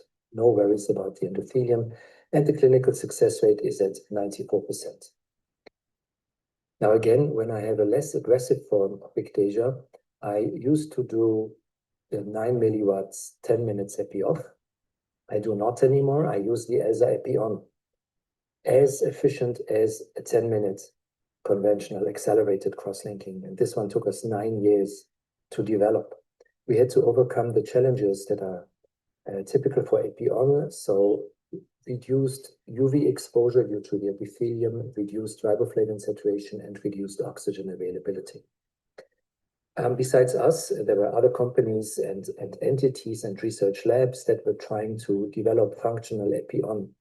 By the year 2020, the first functioning AP-on was developed by what is now called Glaukos. It's the Epioxa cross-linking that has just received FDA approval. It works for sure, but it is very technology heavy. So besides cross-linking, you need supplemental oxygen, you need iontophoresis. We managed to get rid of the oxygen mask and to get rid of the iontophoresis. And this was a major effort that took a number of years. So besides, instead of doing the oxygen goggles, we tweaked the technical settings of the UV radiation in a way that always ensures oxygen availability in the stroma. And this was done by an Italian group. So they were able to create a pulsed, slow irradiation high fluence protocol. And we got rid of the iontophoresis. This took almost 2 years at the multifocal microscope at the Swiss Federal Institute of Technology. So what we have nowadays, and we just published the lab data, is an epi-on that is as strong as a standard 10 minutes epi-off. And since 2022, we are in patients. See, this is how we treat, also with the technology that I developed, the CI device. This is our epi-on treatment. It is already integrated in the CI, and the pharmaceutical drops that are needed to provide the effect will be registered with the CE mark soon. Now, what do you do in very thin corneas? Well, we developed the ELSA sub 400 protocol. Some of you may use swelling of the cornea, hypotonic or hypoosmolaric riboflavin. That also comes from our group. That was back in 2008. And in between, Susan Jacob published contact lens assisted. Contact lens assisted is a good idea, but it doesn't work well because we block the oxygen delivery to the cornea. So we published in 2016 already that contact lens assisted is 30% less effective than swelling. The problem with swelling was it was unpredictable. Some corneas swell a lot, others didn't. So we developed the sub 400 protocol, and since 2021, we can treat corneas as thin as 200 microns. So as I said, this was the very original start of treating thin corneas. And now we have developed this algorithm. We published it almost 10 years ago, went into a clinical study. And what we can do now is, if the cornea is too thin, we adapt the fluence according to the thickness. This works like a charm. And we are able to stabilize corneas like this one, almost 90 diopters in K readings.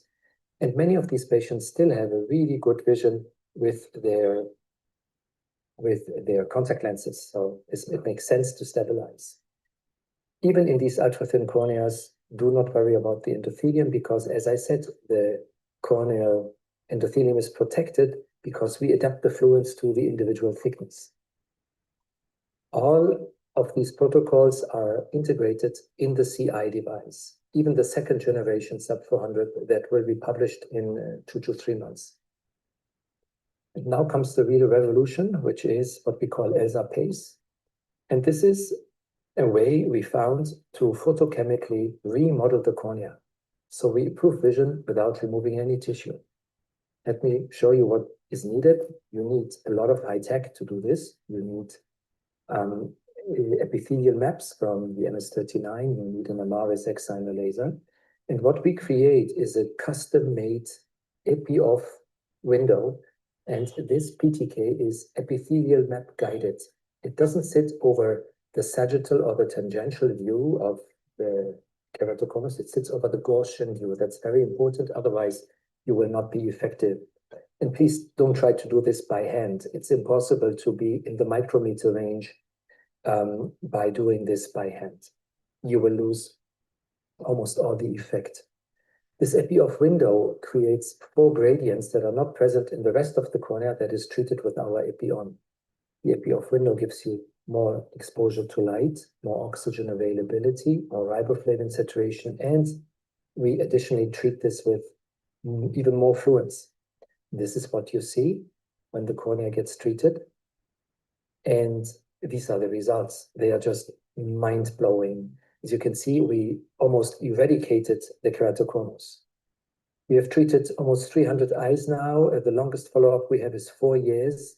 The patient stabilized after roughly 6 months, and you can see the huge amount of flattening. And what is even more beautiful, we do not only induce flattening, we also have a steepening on the adjacent side, which we call the coupling effect. So this patient had 14 diopters of regularization and an increase with glasses of 5 lines from 0.4 to 0.9. And as you can see, the astigmatism gets regularized due to the coupling effect. And this is why the vision with the visual quality gets so much better. We heavily reduce the vertical coma. I obviously have to rush through because of the time limitations, but I could speak about this for a long time. Lastly, we have further developed Susan Jacobs' ingenious idea of CARES. And what we have done is we now cross-link very, very heavily the ring segments. And why do we do this? We do not cross-link them with 30 joule, with 5 or 10 joule. We cross-link them with 30 joule or 60 joule, so more than 10 times in what is present in humans. Because we're outside the body, we generate these segments with a femtosecond laser, but you can also generate them by a trephane and punching. And EcoCares stands for Ultra High Fluence Extracorporeal Cross-Linking for Optimization of CARES. And we checked all the elements that are essential.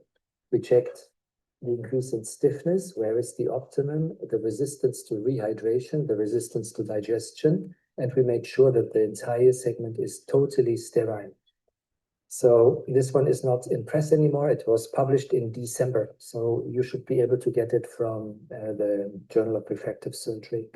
So what we managed to do is, because the segment is ultra stiff and in contrast to air drying, it doesn't swell immediately when it gets into contact with humidity. It stays very rigid. It's super easy to insert. What if my donor had keratoconus? Have you ever asked yourself the question? Well, we kill all keratocytes as a side effect of the cross-linking. So we use 30 joule for now, and this totally decellularizes and sterilizes your segment. It's like an in-house sterilization. What is promised to you from industrial segments like CTEC or Keranatural, you can do in-house with a very strong cross-linking. And this would also drive rejection to virtually zero and infection because, as I said, this segment is totally sterilized. And on a side note, you can implant more volume because you heavily reduce the volume through the very strong cross-linking.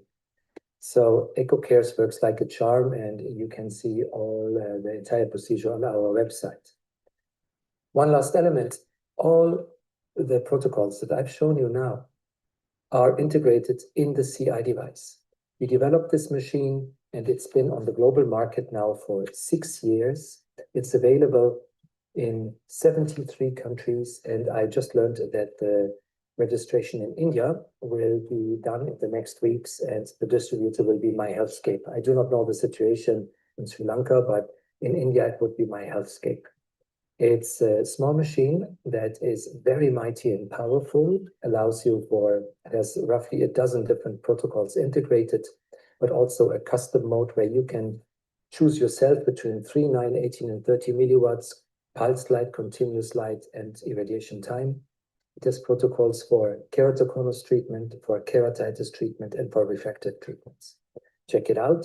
And I hope this was useful, and please look at my YouTube videos for longer versions of what I just presented to you. Thank you very much. Take care.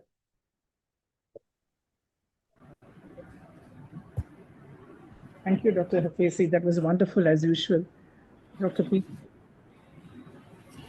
Yeah, I'm sure he's one person who can speak on cross-linking even in his sleep.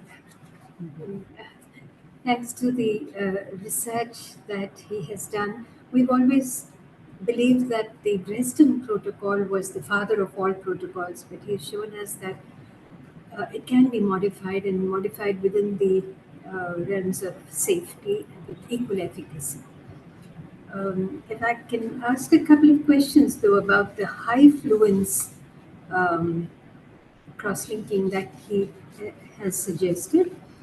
What do you think its effect is likely to be on the keratocytes? And would it probably take longer for these keratocytes to get repopulated as compared to the other more conventional protocols? And what could be the effect of such a high fluence on the corneal nerves? Because they too would take a longer time to regenerate. Yes, thank you very much for the question. We now have 5 years of clinical experience, and what we see is that first of all, the immediate healing is virtually as we are used from the Dresden Protocol. The haze we see is higher at 3 and 6 months, but goes back to level comparable to the Dresden Protocol at 12 months. And the effect on the keratocytes we haven't studied in the confocal, but after half a year, all clinical elements we see, including the reaction regarding the corneal nerves, is back to square one.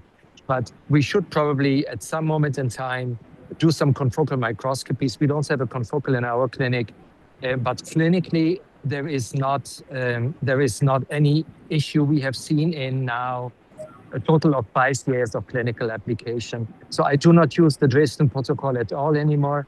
And the demarcation line, if it can be seen as an indicator, the demarcation line is absolutely comparable in terms of depth of penetration to the Dresden Protocol, around 300. So my guess is the effect on the physiology should be quite comparable after all we've seen. What is the minimum corneal thickness that you would recommend the high fluence? I would just, as a mental note, treat it equally to the Dresden Protocol. So stay above 400, and when you go substantially before 400, then we have what I couldn't mention in the talk because of time constraints. We have a second generation sub 400 now that is coming. That starts at 10 joules. Sorry for the noise. I was in the train for 2 hours, and now it's the 2 minutes of train change. Oh, I have to run. Sorry. I'm back in a second. Yeah, take your time. Ma'am, regarding cross-linking, some of the patients whom we have done about 10, 15 years back, there's so much of compaction of stroma and they become extremely thin. So nowadays, I'm really very careful about recommending cross-linking to these patients. And all these patients underwent the standard Dresden protocol, not even the accelerated protocol. Yes. I have a feeling that these are eyes where there are more of these inflammatory cytokines, and maybe it would help to either pre-treat these eyes with some kind of cyclosporin or an anti-T-cell agent, or use that concurrently with the post-op steroids in these patients. But I completely agree, sometimes it's an exaggerated response, which the patient doesn't realize, but when you see it on slit lamp, you know that it's completely toasted cornea. So much of scarring, and one of my patients who had done 20 years back, she was in Malaysia, she came back with a 98 micron cornea. And I think the damage done to the corneal nerves should not be overlooked. Because I think these eyes, some of the corneal melting that we see, or the corneal thinning that we see, is also probably related to the damage done to the corneal nerves. That's something which hasn't really been given the importance that's due to it. And the thing is like reducing the time of exposure from the normal in accelerated protocol, 10 minutes to 5 minutes. will it be a p-value? When you give them the cross-linking, maybe not up to the level that it is recommended, but there's some cross-linking effect as such. So, You're talking about the high fluence? yeah, accelerated protocol. Yeah. Again, there have been studies which have shown that going anything beyond, they modify the energy, they modify the power, they modify the fluence, they modify the radiance. Okay, I think Dr. Atezi is back. Just give me a second. I'm standing in a very crowded corridor. I had to jump on the train. Sorry. 10 seconds. That's fine.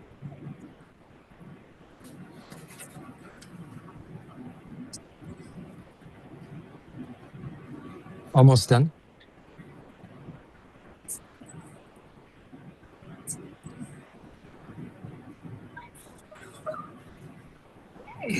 So, yeah. Now I can stop. Sorry for that. Yes. No, but thank you, Dr. Atezi. I think it's very sporting of you to take to field questions even when you're. Yeah, I should have mentioned that I was in the Zoom quietly for 2 hours almost. It was just unfortunate, yeah. So I didn't hear your last comment on the high fluence and irradiance. Yes, there was earlier the perception that when you go beyond a particular fluence, it's counterproductive and it doesn't really cause any more cross-linking. What are your views on that? Yes, but see, we now have a little more than, just from our group, 170 papers, many of them on the basic principles. In 2015, we showed that 10.8 joule, twice Dresden, applied on the entire cornea, including the limbus, in living rabbits. Didn't do anything to stem cell markers, didn't do any harm to the limbus, nor the endothelium. We have data from Theosilus showing that the real threshold be rather around 15 joule and not 5 joule. We have the high fluence data, and what we have done lately in the lab for echo cares, we went up to 60 joule, and now we know that there is an absolute threshold of 30 joule over which additional irradiance doesn't change anything anymore. But up to 30 joule, you indeed get a steady increase in biomechanics. And 10 joule is far away from the threshold level, damage level. It was just the knowledge we had in the early days that made us be so extremely cautious, which is a good thing. But now, 25 years in the game, we are ready to change these dogmata.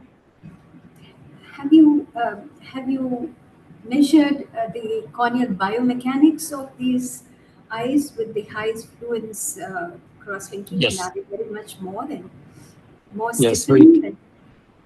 as I said, for cares, we looked into very, very high levels. We looked at very high levels in terms of stiffening. That paper has just been submitted.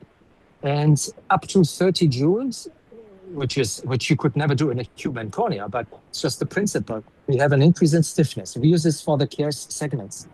Then we looked at resistance to digestion, and we published five papers last year on the resistance to digestion for rose Bengal, for UV cross-linking with riboflavin, and for mixed. And 30 joule is the maximum of resistance to digestion to proteolytic enzymes.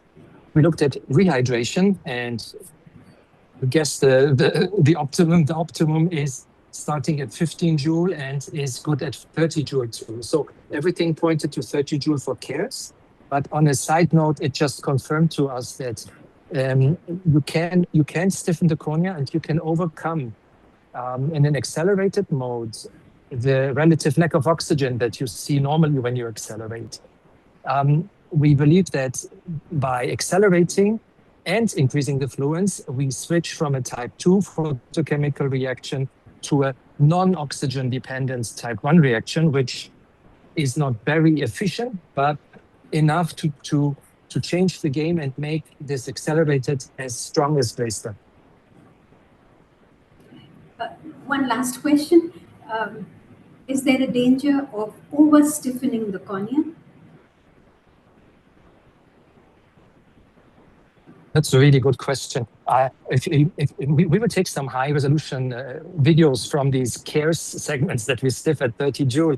This is probably not something we want to do in a living cornea. That's way too much. Thank you very much, and thank you for fielding questions even when you're traveling. Of course, no, my great pleasure. Thank you, sir. It was really enlightening. So I just had a question. I mean, we've been doing cross-linking for so many years now, and there are some patients who come back after years showing a progression of the parameters. And is there any kind of consensus or any comment that you would give us when we see patients of who show progression in the keratoconus post cross-linking several years after the treatment has been done? So you speak about progression after 3, 4, 5, 6, 10 years, right? Not the primary failures. Yes, what we have seen is that we're just preparing a manuscript with, I think now 39 eyes with repeated cross-linking for long-term failure. And we have gathered data from our original Dresden cohort and from the Dresden group. And interestingly, if you look at what happens when you retreat a person from the old days that had a failure because the collagen turnover made the original CXL effect disappear, we saw that there is a clear first age dependency. So the younger the patients, the more likely they were to reprogress, which makes sense. If you cross-link a 12-year-old, 6 to 8 years later, they are still at an age where the natural disease could progress. And second, we saw that the total fluence that is needed, to stabilize the cornea was between 10 and 12 joule. So a total of 10 and 12. And most interestingly, the final K readings of these corneas after the second recross-linking were often significantly flatter than the point to start with. So they come in, they have progression, you notice certain steepness of the cornea, you do first cross-linking, they fail, and after years they progress, you do second cross-linking, and even after years they flatten more than the original state of the cornea was. That's something really interesting to look at. So that leads me to ask you yet another question. How many times would you cross-link a patient, and what would be the criteria for you to decide? And would you do anything differently the second time, considering that it didn't work the first time? It's a good question. I have only seen 2 people in my entire career that needed 3 crosslinks. Both were women. One had endometriosis and the other had cervical cancer, and both took medication that heavily increases the tissue sensitivity to estrogens. So SERM or STERA, selective estrogen receptor modulators. And they had a first cross-linking and a second cross-linking and still progressed. So this must be a medication that is extreme in terms of loosening the collagen fibers. Everybody else was stable after 2 attempts. And I treat my second time mentally, I just treat them as if they were coming to me as new patients. I do not think about the initial treatment. Oh, I did Dresden, I should repeat Dresden. No, I look at the severity of the progression, and then I either use a strong protocol or a less strong protocol, all depending on the aggressiveness of progression. Professor, have you treated an eye which has become aphatic after a corneal transplant? After a corneal transplant, some of these patients Yes. continues. So have you treated any of these patients? Yes, quite a few, and we published a small first series believe it or not, 16 years ago in ophthalmology, but I think we chose the title so poorly that nobody finds the small case series. We treated at the time 4 eyes that were reprogressing after primary keratoplasty, and they basically behaved quite well. We did a very large irradiation zone, and we went 1 millimeter to the limbus back in 2010 with Dresden protocol. And I would do the same with the 10 joule, not being afraid of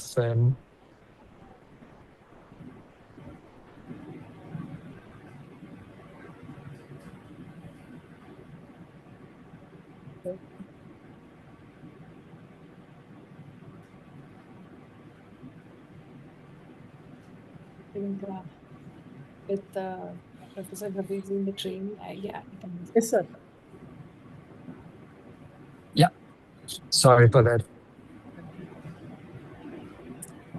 Any idea, do you have any experience with treating PND? Because we all see that PND doesn't work well.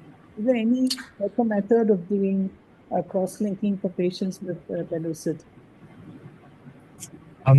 We've been doing it for quite a few years, and what I would do is decenter the entire irradiation over the area of concern, and not being shy of irradiating the entire limbal sector that encompasses the PND.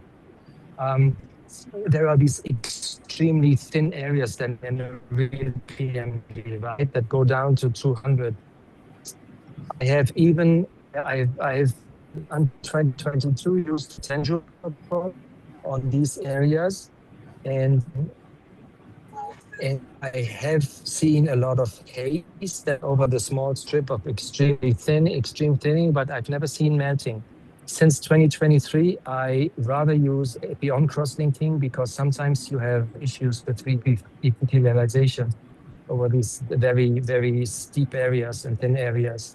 So I sometimes use epi on, but I'm not shy of using an epi off treatment, Dresden protocol, or 10 minutes, or even the 10 joule, including a sector of the limbus. It is always a concern whether it's going to work or not. So this seems to be a good idea. I think the important is to include the limbus. And we have so many people knowing more about limbal stem cells in this masterclass than me.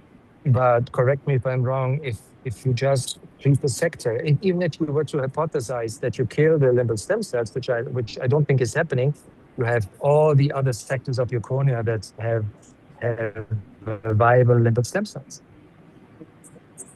One question, like in your eco cares, are you doing CPR in the patient also after the cares tissue? After you place the cares tissue, Sorry? after you place the Yeah. cares tissue, you cross-link the patient? Yes, I do. If possible, I prefer to do it in a sequential way and do the cross-linking 4 weeks later. And then I do an epi-on, depending on the original rate of progression and aggressiveness. If it's a stable cone and I improve cares, I don't need it. If it's a normal progressive case, I do an epi-on. This what is beautiful is not done in the OR, it's done in the consultation room because there is strictly no opening of the epithelium. So it's quite easy for the patient. It takes 70 minutes. It's quite long, but I don't want to add this to a full case procedure. That's my main reason why I separate the two. Yeah, because if you do it together, it causes a lot of flattening.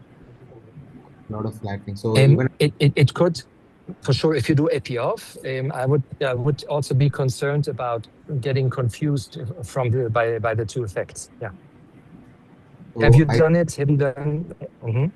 I have not done on the tissue, but what I do is I make the tissue 3 to 4 hours dry, so it becomes really hard, and then I insert it. So nowadays I use only half the protocol. I do an epi on, and I don't do full cross-linking. Like I do only half.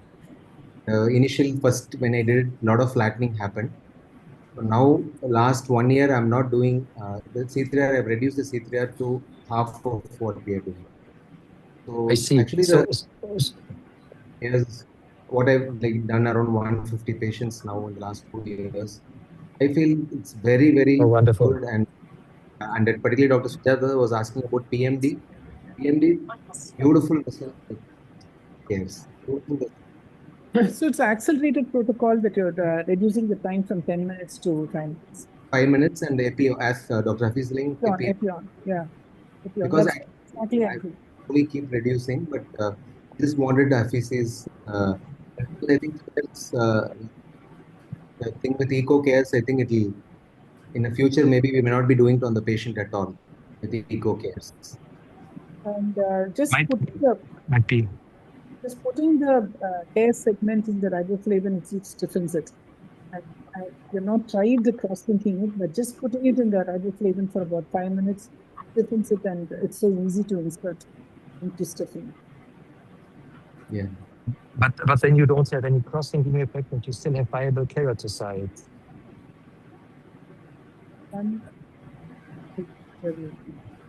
Yeah. Okay.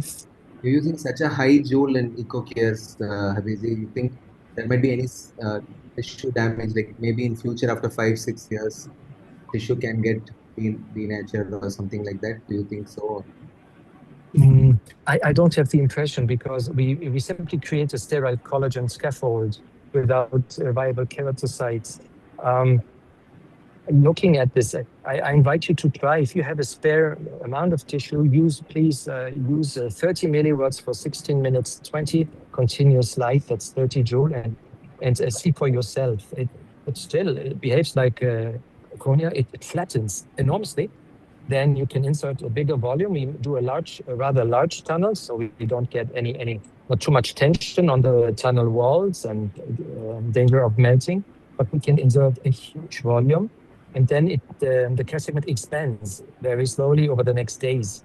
It takes about 7 to 10 days, and then you just simply get more volume into the tunnel very easily, and maybe this drives I don't know, is it the volume that is driving the effect, or maybe it's the intrinsic stiffness that drives the effect, but we see quite massive effects.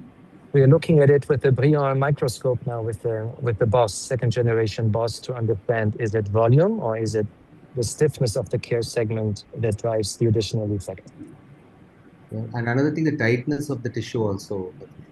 What I felt is the more the spherical, the components, the patient who's having high spear, they actually do very well, because there's a lot of flattening and cylinder doesn't come down much.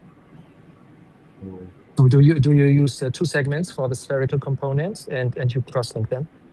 Yeah, if it's like, it depends upon the cone. If it is a larger cone, we use a 360-degree cares and I tighten it. So the center becomes flat, plastic, no? So the patient actually 5/60 with -10 or something, he comes to 636 and corrected, and he feels very happy about it. He may not improve to 6.6. Lovely. But maybe with the eco cares, maybe it might. We have to see. Let's see. Yeah, many ways to roll. Thank you, Professor. Thank you. Thank you so much. You had a very interesting and informative session today with all the masters, and I would like to, on behalf of Tnoa, and I will have Dr. Sujata Mohan say the last few words. But we've had a very, very interesting session that covers all topics across cornea. And a very special thanks to all the speakers and the panel, as well as all the audience who have been listening to us. So I had a wonderful time curating the session, and I hand over the session to Dr. Sujata. Thank you, Geetan. That was a wonderful webinar, and it's a truly international masterclass.